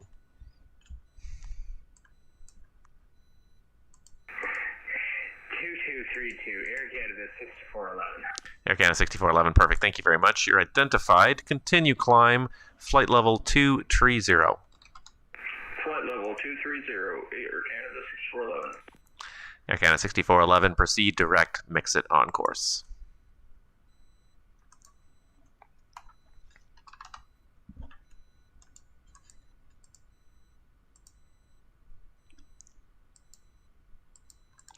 Air Canada 6411, proceed direct, mix it on course.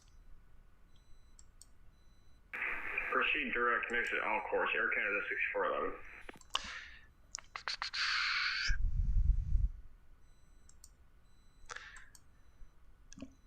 And what's his heading here? It's going to be about 230. Canadian Express 552, fly heading 230. 230, Canadian Express 552. Air Canada 6411, stop your climb at 15,000. My mistake, you should be only... Climb at 15,000, Air Canada 6411. Air Canada 7254 heavy Toronto, the winds are now showing 320 at 8, you're clear to land 24 right. Clear to land 24 right, 7254.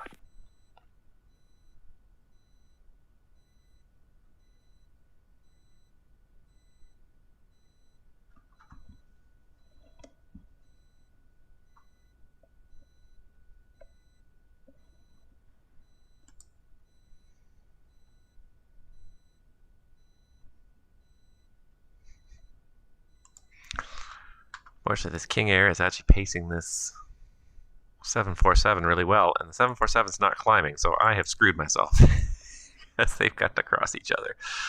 I was kind of betting on the 747 starting to outperform. I guess it's the old 100 747. That's my problem. I should have if I'd really looked at this more carefully, I should have sent the King Air to the north side. So now I've kind of screwed myself because he's not really catching up. I really just need him. He's leveling off at 10. So I need him to hit 11,000. Once he hits 11,000, then you can turn him underneath. But I'm just sort of stuck right now.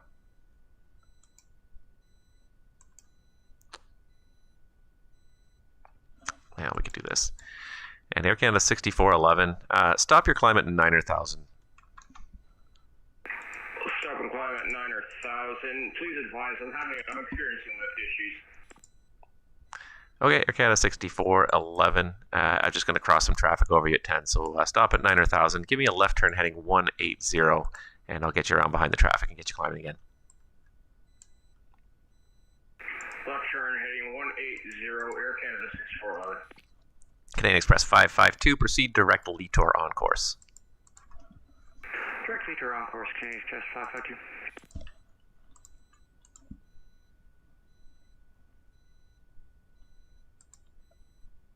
Canadian Express 552. Contact Toronto Centre now 125.77. Good night.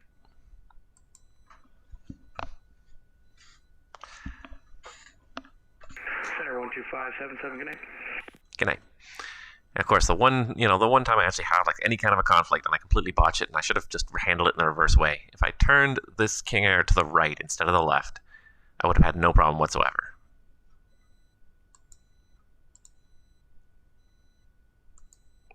Oh, he's not doing well here. He's going down now. Oh, he's going up again.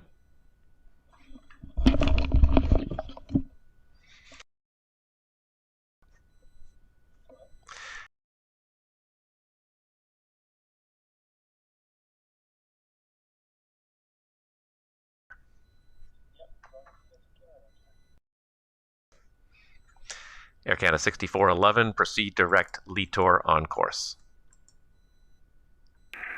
Proceed direct Vitor on course, Canada 6411. Air Canada 6411, thank you. You'll be at 9,000 for probably about 3 or 4 minutes here until the traffic at 10 gets out of your way. Sure. And the way his speed's going, it probably will work anyways. Toronto approach, Air Canada 7254 vacated on Alpha. That's some nice stopping performance for a Dreamliner. Air Canada 7254, you can start taxing up Alpha. Which gate are you going to? We're going to Cargo West for tonight, 7254. Air Canada 7254, roger. Taxi Alpha Sierra Echo Echo Bravo, excuse me. Cross runway 33 right. Alright, Alpha Sierra Echo Bravo to Cargo West, and we'll cross 33 right for 7254. Roger.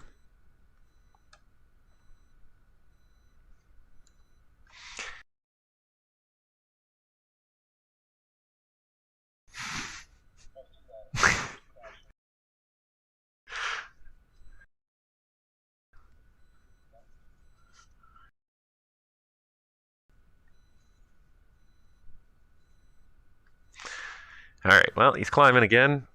I really wanted to see him start the turn.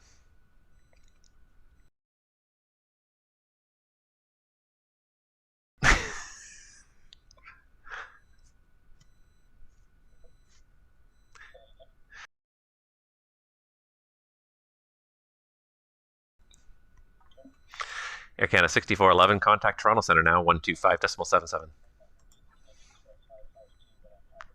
Contact Toronto Centre 125.775. Air Canada 6411. You got it.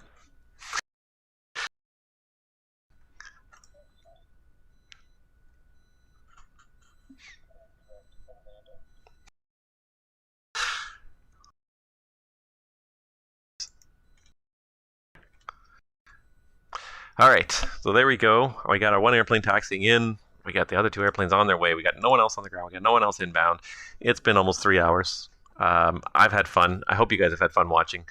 And I'm going to pull the plug on this stream now. So thank you guys so much for watching. I hope you guys have enjoyed this. I hope you learned something. Approach seems we missed the turn for Echo.